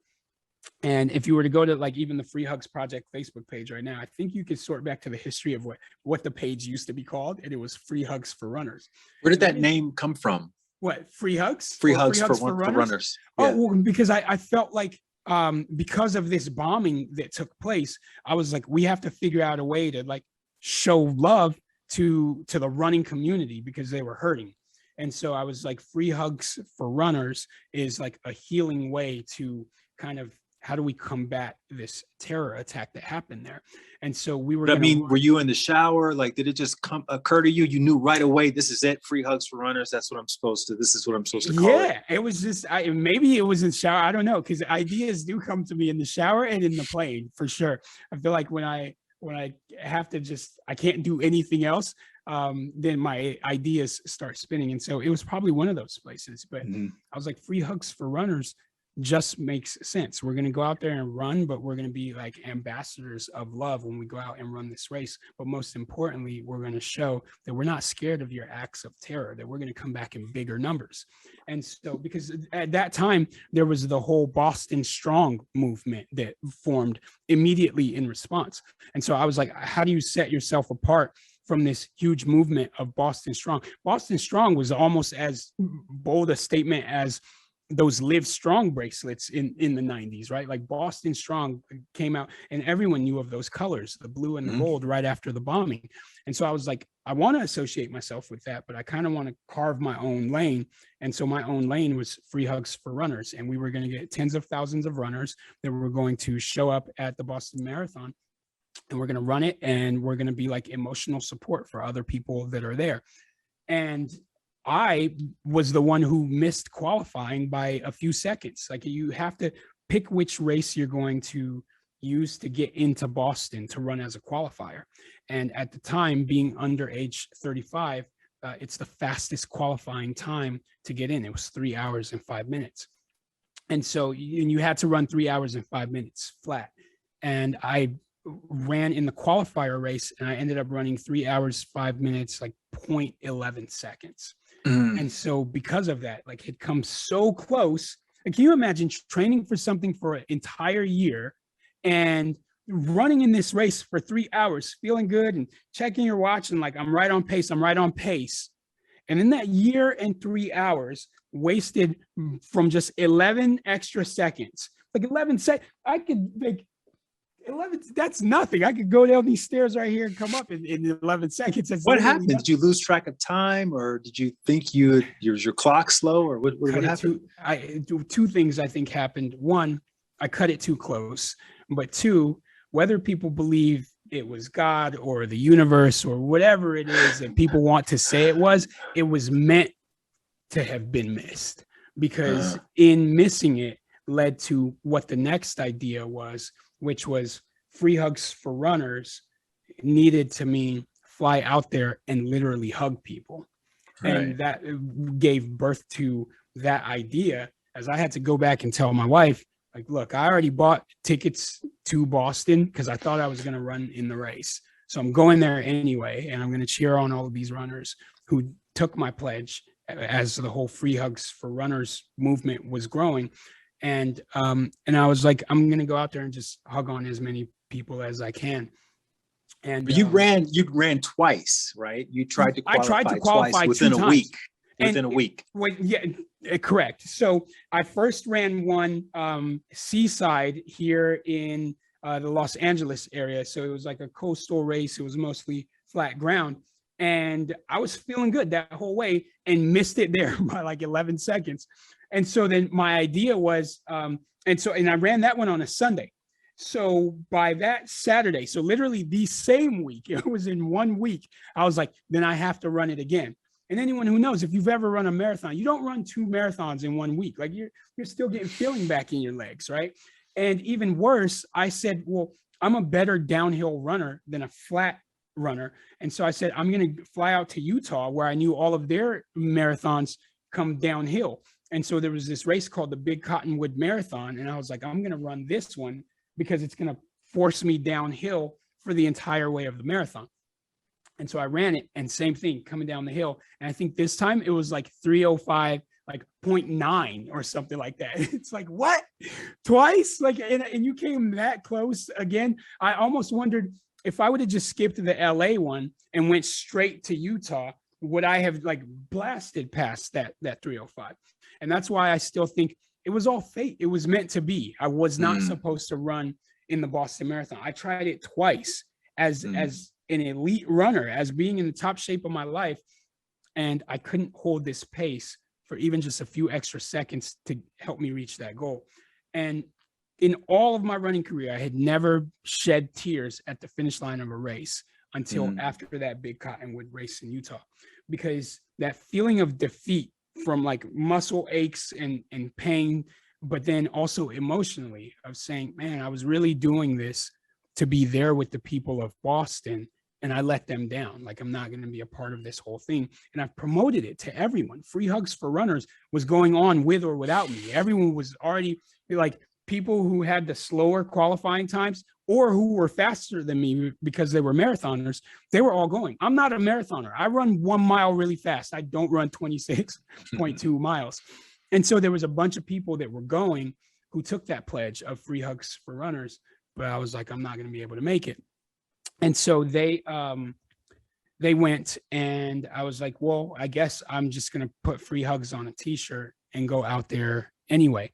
And then that's what gave birth to the whole movement of what later became the Free Hugs Project. And I didn't know that at the time, but until I stood out there on the race course and I was just hugging people as they were coming by, because I wasn't even sure that people would take me up on that offer, right? Like, you're a Black dude standing in Boston. Who's going to give you a hug in Boston on a race course? And so I was like, well, I'll see what happens, you know, and if I don't get any hugs, it's all good. I gave it a try.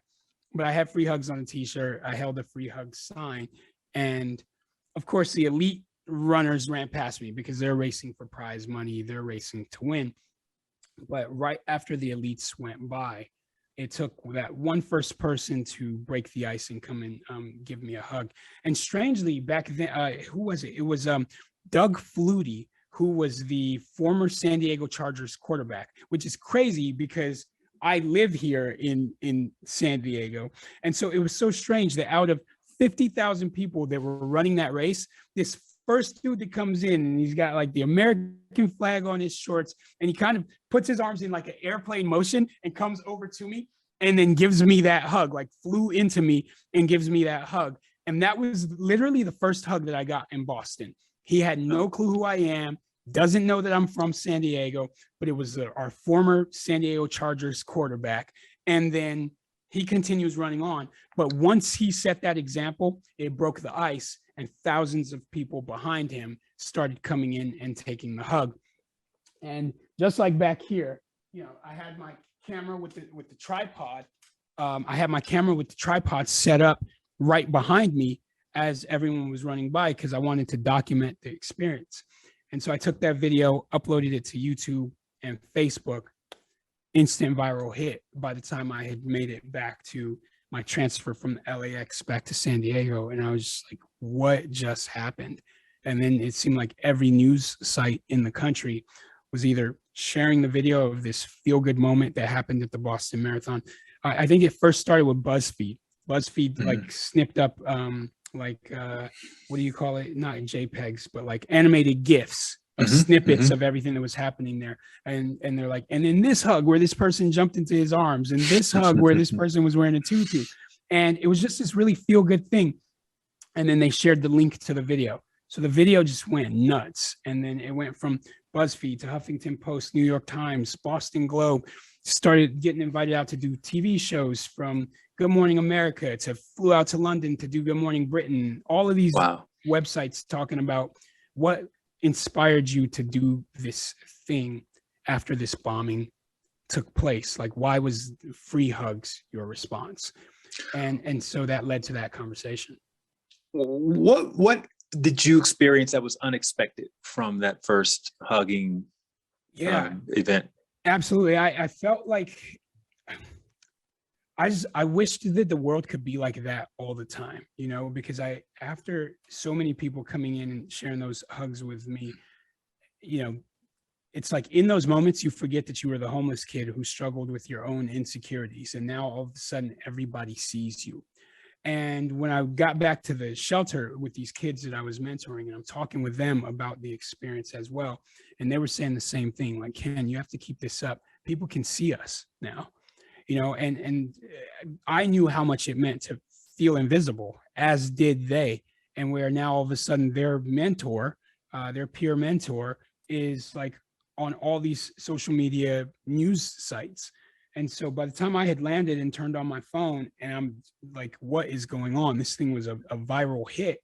And just being a part of that experience, I had never had any sort of viral fame or viral success before. So I didn't know what that entails. And then shortly after, when you're being called by all of these news sites to do an interview, it felt good.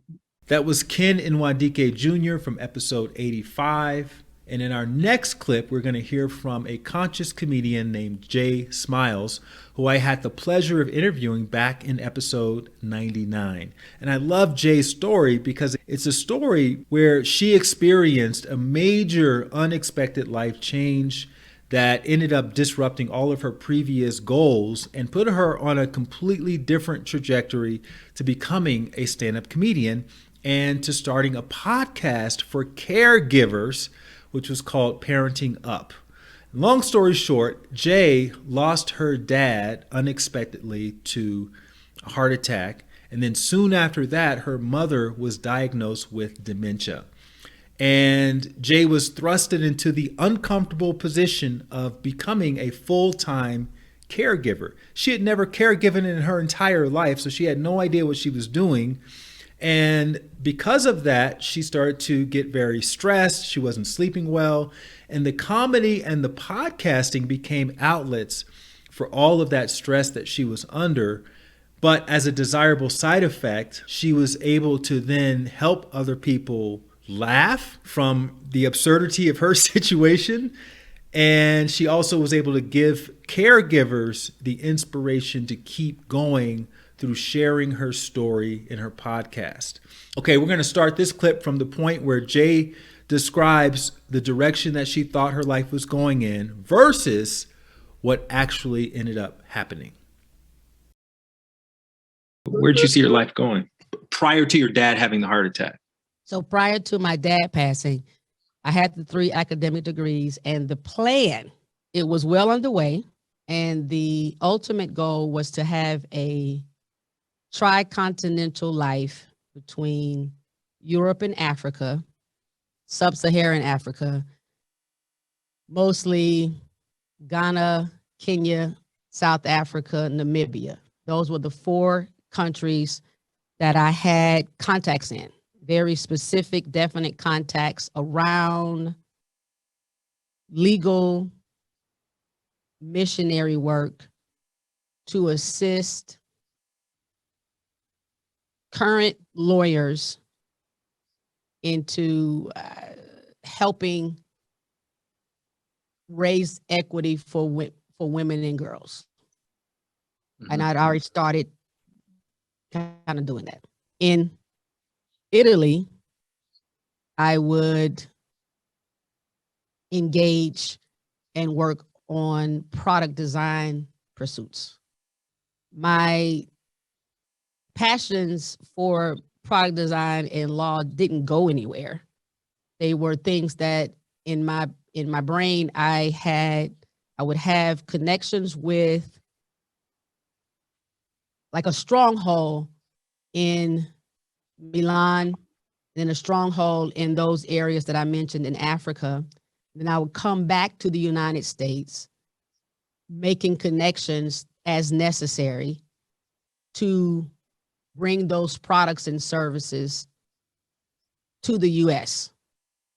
for whatever might we need, whether I need it at that time, if I'm bringing the products and services back to for funding or for sales or whatever. And then So I'm spending like half a year to 18 months somewhere, half a year to 18 months somewhere, and I'm coming back and I'm circling. I'm more of a enthusiast, consultant, engager.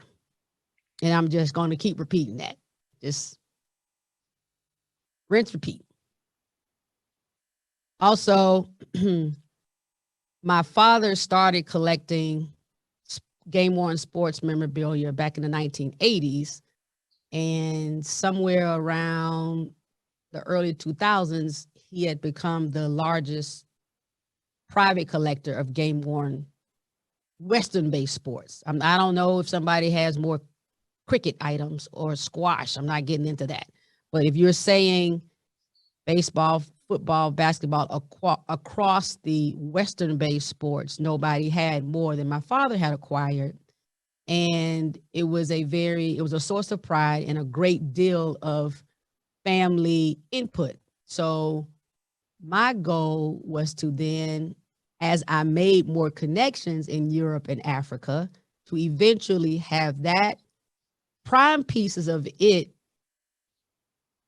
circling the globe with virtual and or live tours to really impact people with the stories. Because like I have Jesse Owens track cleats for 1936 Olympics when he got the 4 gold medals in front of Hitler. I have an original pair of gloves from Jack Johnson. I also have one of 4 known Babe Ruth jerseys when he was with the New York Yankees. So I have male and female, black, white, Hispanic, Asian, game-worn stuff. Italian, I have a Mario Andretti full racing suit.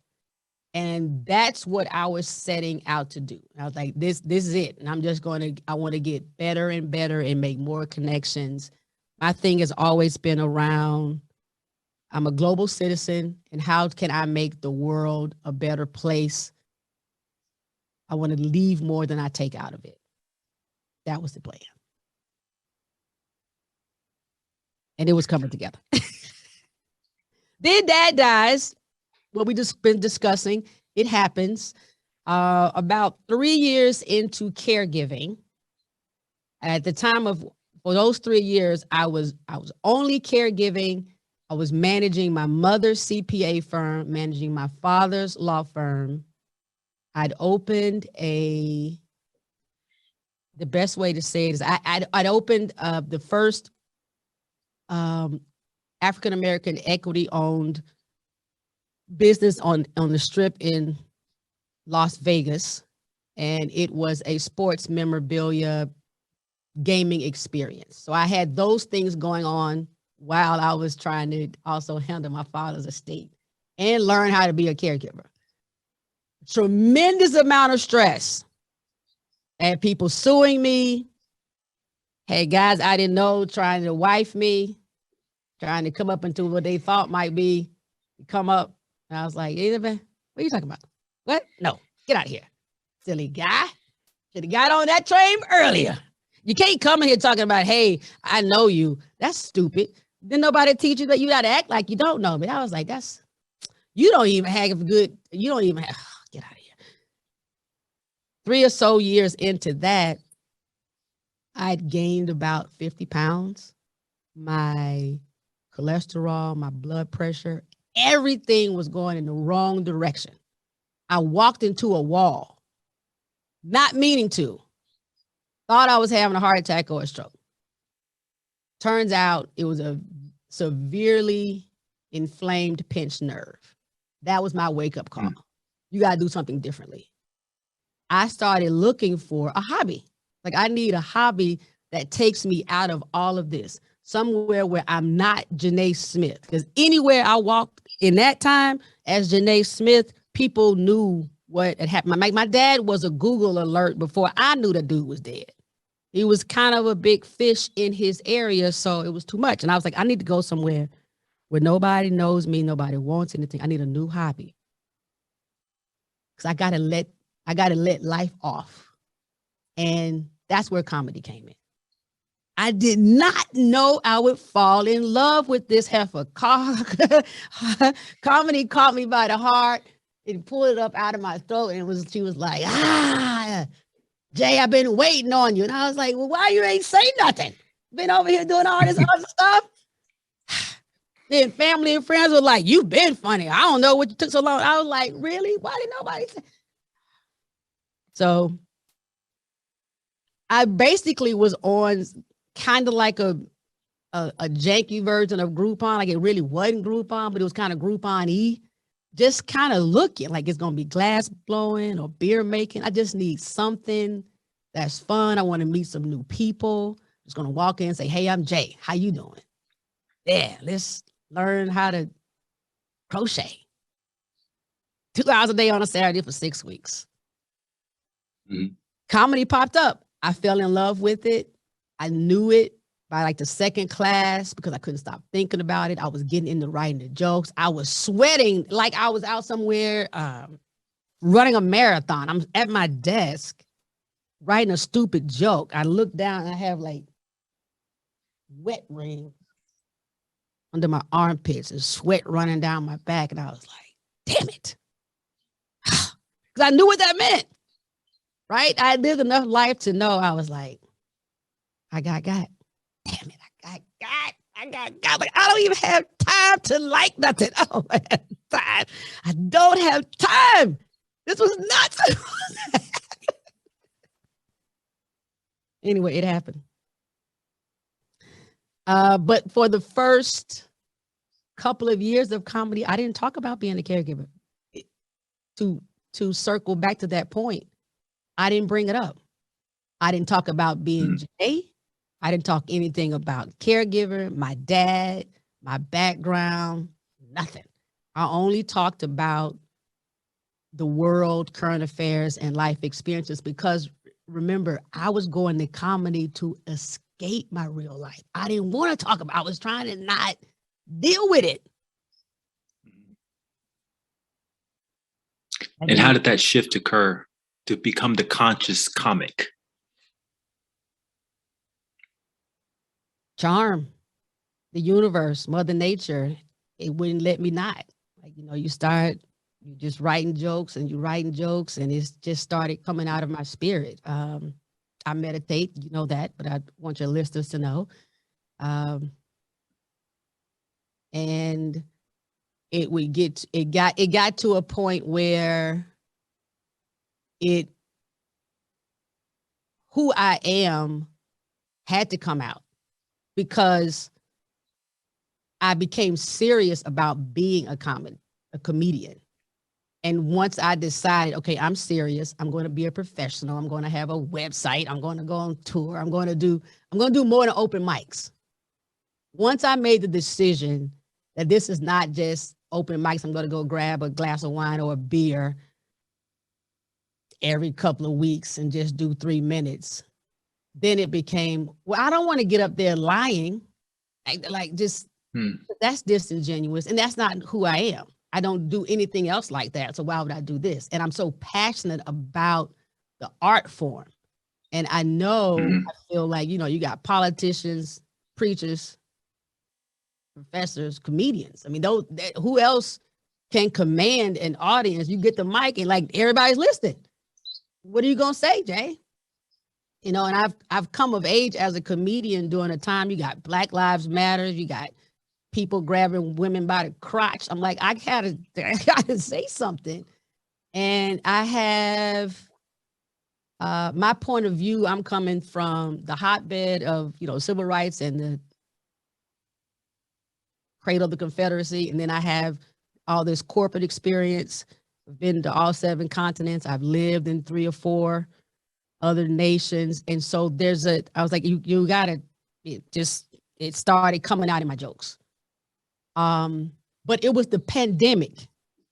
The pandemic made caregiving be a part of my comedy. I didn't have a choice. The same way I didn't have a choice to be a comedian, I didn't have a choice to keep caregiving out of my material in a very real way soon as COVID hit. I tried to fight it. I ignored it. The universe was like, all right, okay. I was like, no, I don't want to do it. I lost. But that's when you started your podcast too, right? During the That pandemic. is correct. Parenting Up podcast, where you sort of bring together all of the things you're passionate about: storytelling, comedy, your experiences in caregiving. Why did you think that was important? To do it? Yeah, to make your podcast about the caregiving adventures.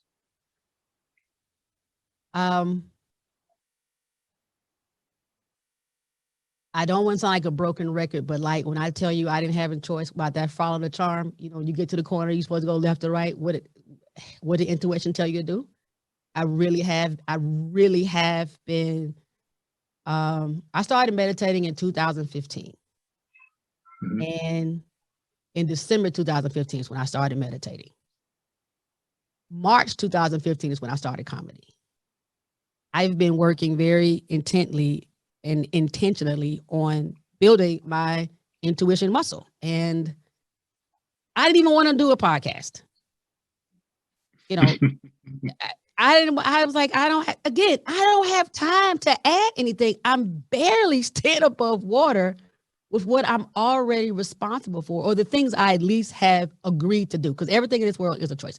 I could get up from this mic right now and walk out on you, and what you gonna do? There's nothing you can do, right? Like everything's a choice. I could leave my mama today. What's she gonna do? Nothing. Like you could just whatever. Everything's a choice. But I already had so much on my plate. I was like, you don't, Jay. What do you mean? How are you going? But it wouldn't let me go, and it was very clear what continued to come to me during meditation, in moments of quiet. We had been in the pandemic. We had been in lockdown probably less than 6 weeks, definitely not 2 months for sure. And it was, you're going to do a podcast and you're talking to caregivers.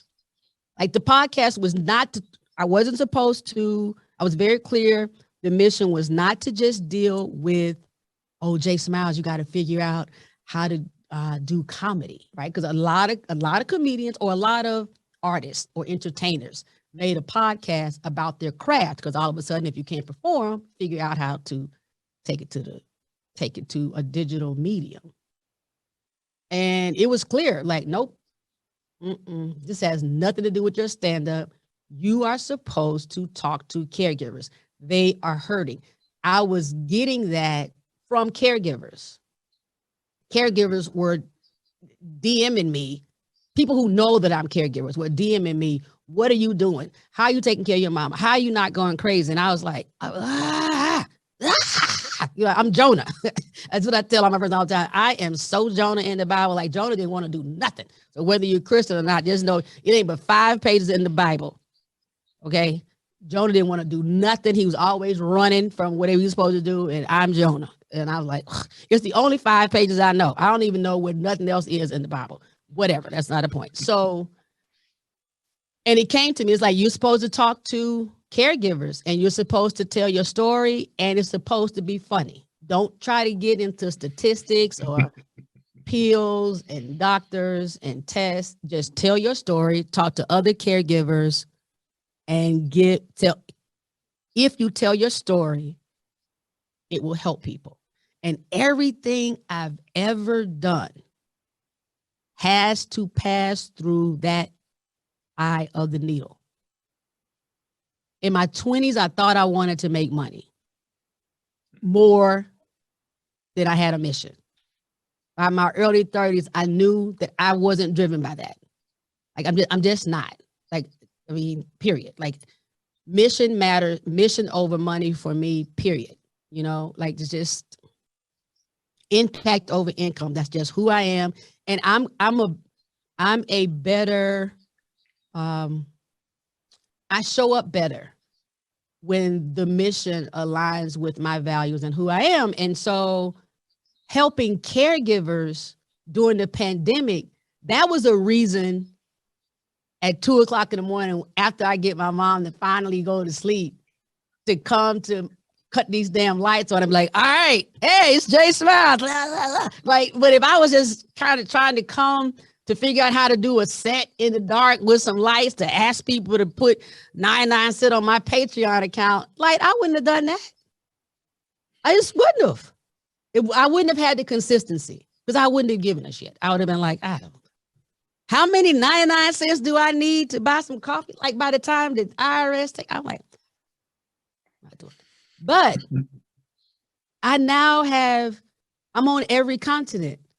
And I have people who barely speak English DM it, sending me things like, I legit was about to quit my mama until I heard season whatever, episode whatever.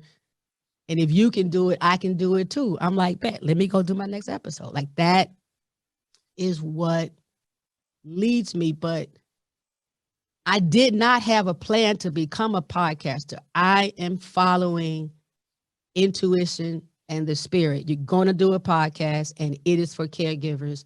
And Jay Smiles is doing it. It was also very clear, my legal name, Janae Smith. She is not doing this podcast. It's never her perspective. It's always Jay Smiles. And I'm very clear. I get in the right head, mind frame, whatever, before I do the recording. Mm-hmm. I don't think Janae Talk could about have. your. No, go ahead. Yeah, and I've shared that with a lot of people. I don't think Janae or JG was what my mom calls me. I don't think she could be so transparent because it was too painful. Like Jay Smiles is telling JG's story. It's like Jay Smiles is JG's best friend who happens to know everything. But JG would probably be crying every third word. Like, that's what That was Jay Smiles from episode 99. And we have one clip left where we're going to hear the incredible story of a man named Joseph Bradford, who started a one-man food bank in Southern California called Bare Truth. His life journey kind of reminds me of that movie, It's a Wonderful Life. Remember that Christmas movie with Jimmy Stewart, who played George Bailey, who was the guy that wanted to end his life because he thought he was better off dead than alive? Well, Joseph didn't want to end his life or anything, but the plot point that reminds me of Joseph's story in It's a Wonderful Life is that George wanted to see the world. There were always these things that kept happening that would hold him back, which meant he never had a chance to leave his small town. But he ended up doing a lot of good for many people in the community. And so Joseph's desire for his whole life was to get out of Kansas City. He grew up with a bunch of siblings where he was basically having to take care of him because his dad was not in the picture. They didn't have any money. There were drugs involved with his parents. And he just wanted to get out. And he just wanted to see the world. And he ended up finding himself in Los Angeles, where he's surrounded by all the opportunities in Hollywood and all the lights. But he ended up becoming a community servant. And it happened in the most unexpected way.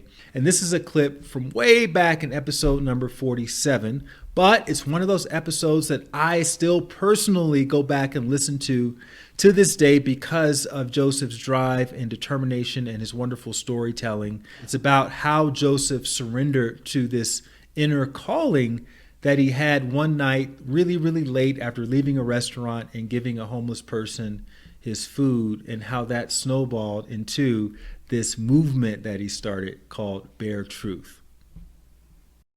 What was your idea for your life at this point, now that you're finishing up commuter school? I just knew there was a world bigger than Kansas City, and I wanted to see it. And this was my opportunity. Florida, I got accepted to Florida, I'm out. I'm going to Florida. And then now I've been in Florida for a couple of years. Now it's like, well, I want to go to LA. Literally, it was that. Like, I want to go to Los Angeles to see what it is. And at the time, I'm young.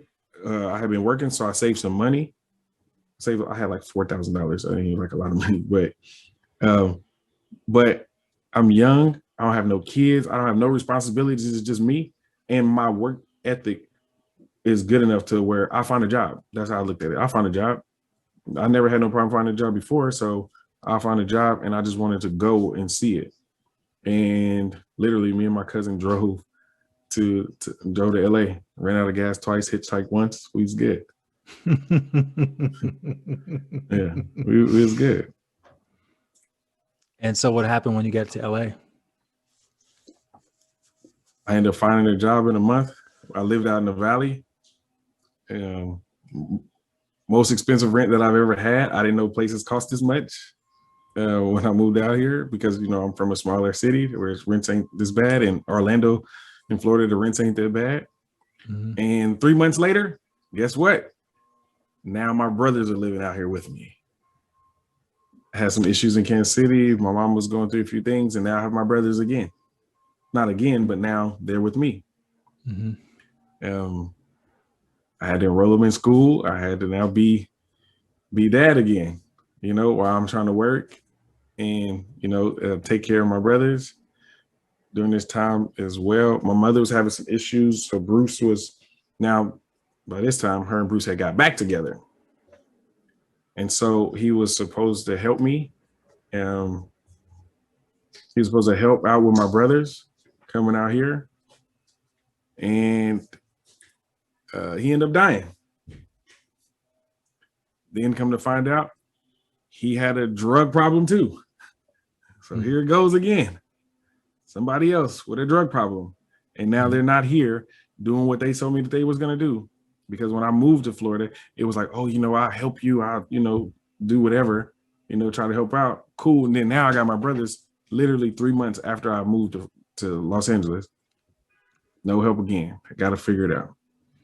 So, and from there, it was like I moved to Vegas for like a year because by this time, the girl that I was dating, she had a little daughter and I had my youngest brother still with me. So I was trying to be more the family guy.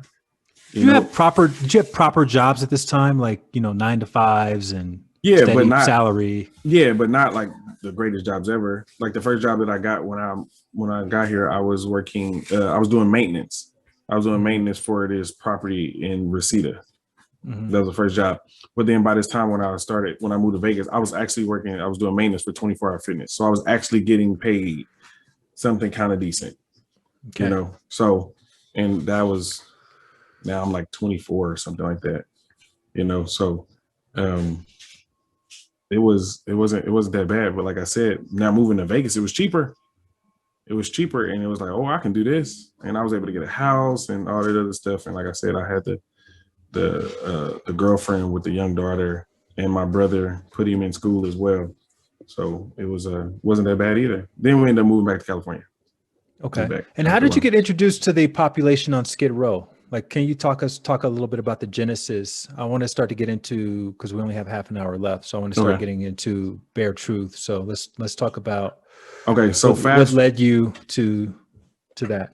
Got you. So fast forward, it was really kind of sitting there with not really doing much for my life because I ended up getting hurt at a job. And so I had a lot of like free time and really trying to, because I was acting and modeling for one point because I didn't have anything else to do. I was on workman's comp for years. And so after I kind of got out of that, it really was a pull on my life to do something different. And like, I felt incomplete. So really it was in those moments trying to figure out what am I going to do. And I used to promote clubs in Hollywood. So we ended up going out every night and I ended up giving a guy like half of my meal. And then, you know, just started thinking like, damn, he wouldn't want half a meal. Like, let me get him his own meal. And that's kind of how the birth of it was, because I would see the same guy outside of Denny's and Roscoe's in Hollywood every night. Every night I would see him. And after you finished promoting at a club, you would we went out to go to Roscoe's, get some food. Mm-hmm. And that was like 3, 4 in the morning. And I would see him and then I would end up talking to him after a while. Gave him the food, and then it was like, hey man, why are you out here every night? And then just kind of started doing it. But like I said, that pull on my life because we once were homeless, you know, it was an easier conversation. When I would ask my friends like, hey, can you buy another meal? We can give out 2 meals tonight, and nobody would do it. So I just did it by myself.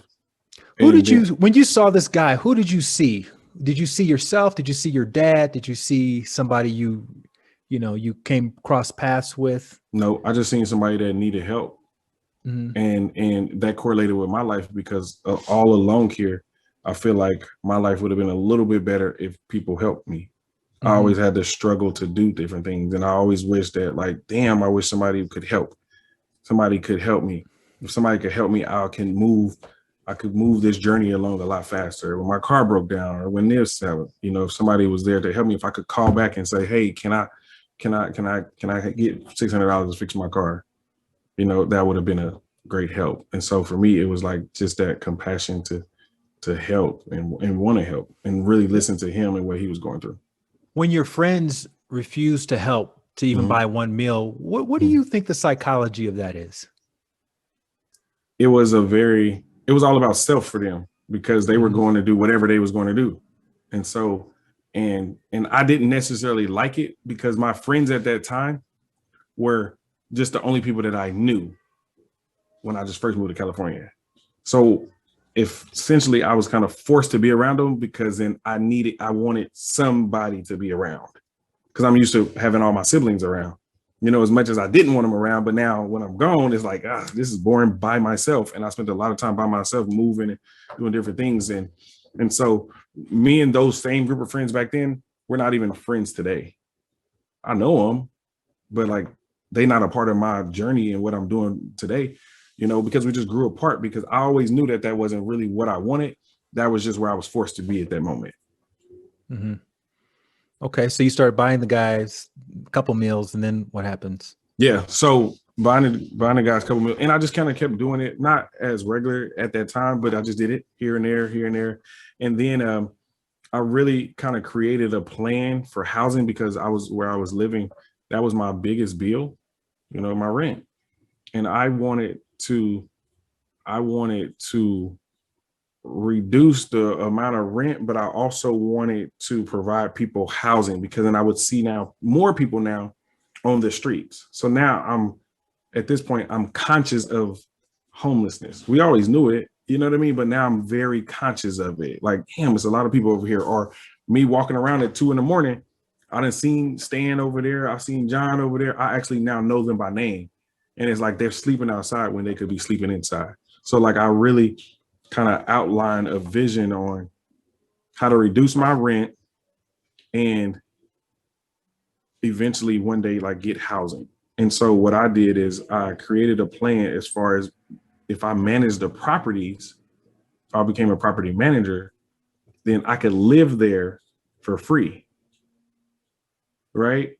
But then also I targeted companies that helped homelessness. So then now I wanted to be a property manager for places that worked with homeless people, because then for me, I didn't know enough people to be able to ask the questions.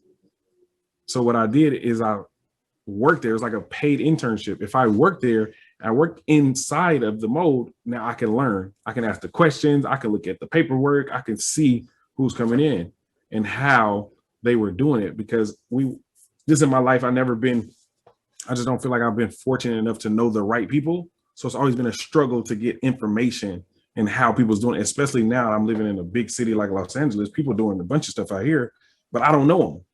So now let me work there. And that's what I did. I started working at a property management company first. Well, I lied and said I did it in college to get me in the door. And I moved from my 1-bedroom apartment to a studio apartment, like unbelievably small. But now I'm a property manager. I don't have rent.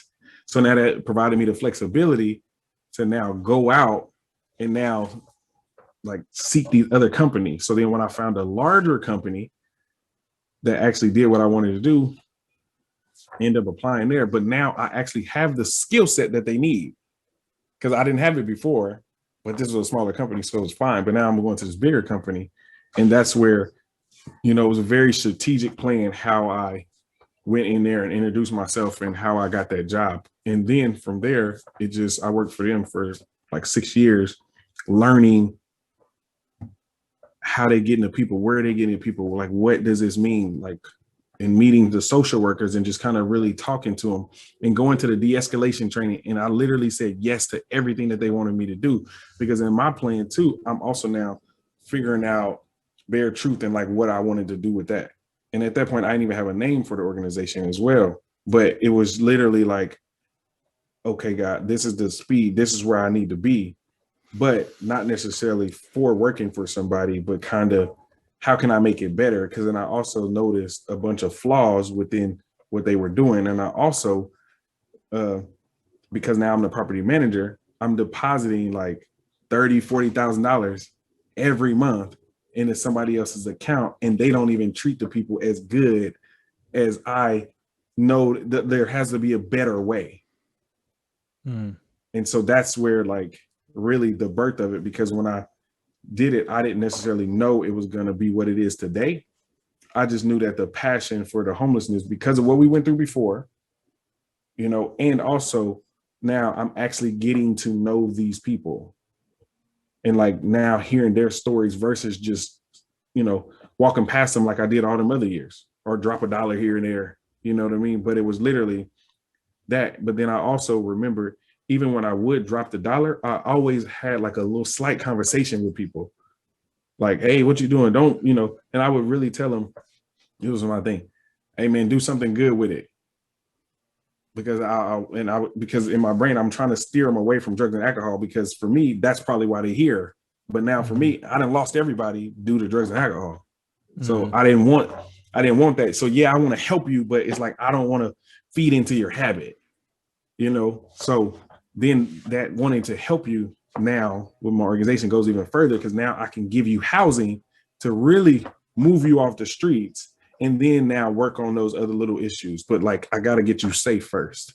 And that was always my thing. See, because it still goes back to helping people, like getting you safe and making sure you're good as best as my ability, obviously, because now we're adults, you know, but still it was that housing is you make sure people good. Because I've been without a house before. Like we had to sleep in the car, you know, a little bit in the snow or be in a house with no heat. Like I get it. So how can I make sure that other people don't have to go through this? So you're in your mid to late 20s at this point? Yeah. By this time. Okay. Yeah. So, man, I know a lot of people in that age, they're just looking to make as much money as possible, or they're looking to go on as many dates as possible. Right. And you're sitting around thinking, how can I get all these homeless people off the street and get them safe into houses? Right. That's what you were thinking about. Yeah. What was there a motivation underneath that? Like, were you looking to make that into a business? I wasn't. Not at that time. I wasn't. Yeah, no, I wasn't looking to make it into a business. I was just looking to do it because I had, you know, been trying to do stuff. After working all these jobs, I remember crying in Griffith Park telling my mom I wanted to go. And she told me, literally, she said, your job is not done yet. And I didn't understand what she meant. And so like that kind of stuck with me, like my job is not done. And so now this became like my job, and kind of more infatuated with it because of my natural desire is to help people. Like, so that personality test when I was in high school about being a doctor, helping people, is still there. It's still like, that's at the core of who I am. Me being the oldest, as much as I hated being the oldest, but like I do get joy taking care and making sure people are good. Even though I hated it, you know, and I used to run away from that responsibility, but like it wouldn't leave me because that's at the core, that's who I am. So, and I sacrificed a lot of money and everything else by doing it this route, you know, but. And your mom knew what you were doing. Is that why she said that your job is not done? Or what was she referring to? What she told me is, she said, if you came back to Kansas City, you wouldn't be happy. And she said, as much as I want you to be here, obviously close to me, I just know that you wouldn't be happy being here. Because I like, one, she know I don't like the cold weather, but I'm pretty sure she wasn't thinking that.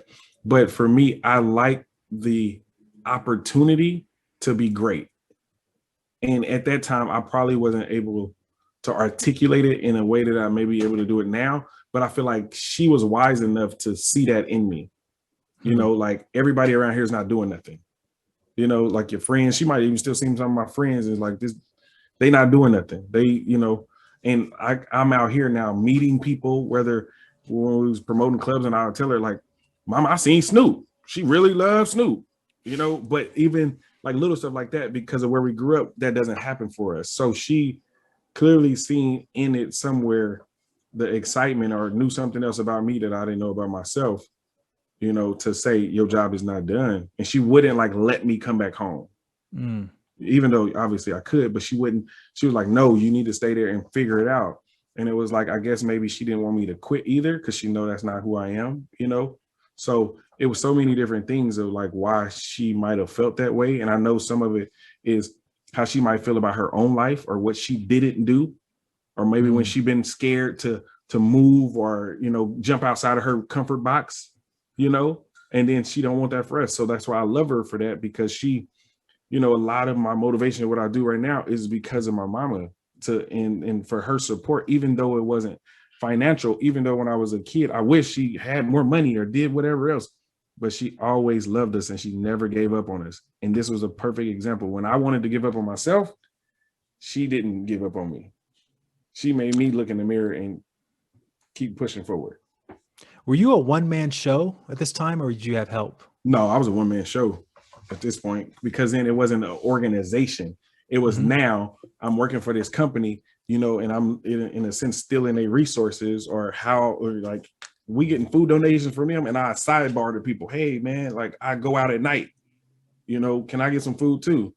You know, and so I would literally be driving around the city, or, you know, the bridges by my house.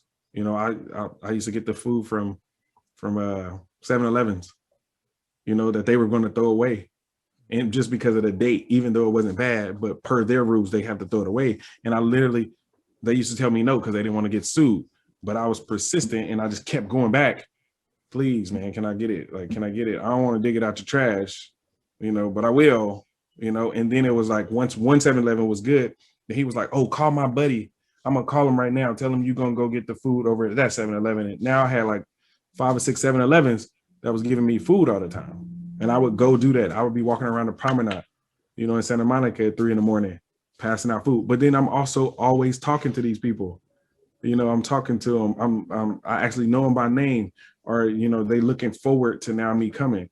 And then it was like, oh, well, I know the people at the building that I'm managing, they go to this mental facility. Hey, why don't you go here? Just tell them I sent you. Because now I know the people too, because now I work at the job.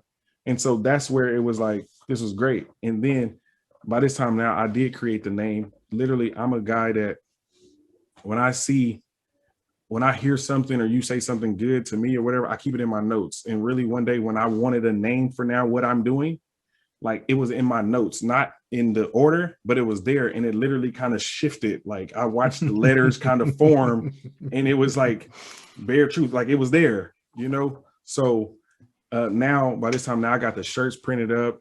And I remember I was in Culver City passing out some food. One guy, and this guy said, "Hey, are you a nonprofit?" And I didn't have a clue what this man was even talking about. And I was like, "Nah." He was like, "Damn, man, I was gonna give you some money, but you can't even give me a write-off." And it hurt, because it's like I'm seeing the humanity of people from a random stranger that I don't know, but now I can't provide him what he needs. And that happened to me too many times over the course now of maybe like 2 years, because now I'm focused on doing the work. I was like, I just got to give these people the food or the clothes or whatever else I can, you know, give them. And I didn't really understand the business side and why that was so important. So I was doing the work for years before I turned it into a official business. So this is sounding a lot like a full-time job. Are you working on a part-time job to make your ends meet? No, I'm still working I'm managing an apartment. I'm managing an apartment building. So I did that literally by day. And I was like Superman at night or Batman at night, you know, and then I would be killing myself because I'm up, you know, going around the 7-Elevens, picking up food, and then like going to pass it out and trying to find. By yourself in your car. And every once in a while, maybe the girl I was dating or whatever would come out with me, or I could maybe get one of my friends. But for the most part, consistently, it was always me. What did your friends think about this? Did they know that you had this alternate life? Yeah, they knew, but they do. And they just was like, all right, you know, be careful. You know what I mean? Like literally, because then now I'm starting to see stuff and do stuff or whatever, you know, and I tell them about it and it's just like, oh, okay. And like I said, sometimes people would come, but it was like everybody that I knew at that point always had their own separate agendas, you know, doing whatever. And it was frustrating because then I'm thinking to myself, you know, I'm doing this good. Why is nobody like helping me? Like, why is nobody with me? Why wouldn't nobody come out? Like, yeah, I know I'm tired in the morning too, but you can come with me. And like, I just wish that people, you know, seen the vision at that time. So let's say somebody's listening to this and they're doing something on their own, their one-man show, and they want to recruit help. Well, is there something, now that you've had all this experience looking back now, because you have volunteers now, is there something you could have done or said that could have enrolled people to help you a little bit easier?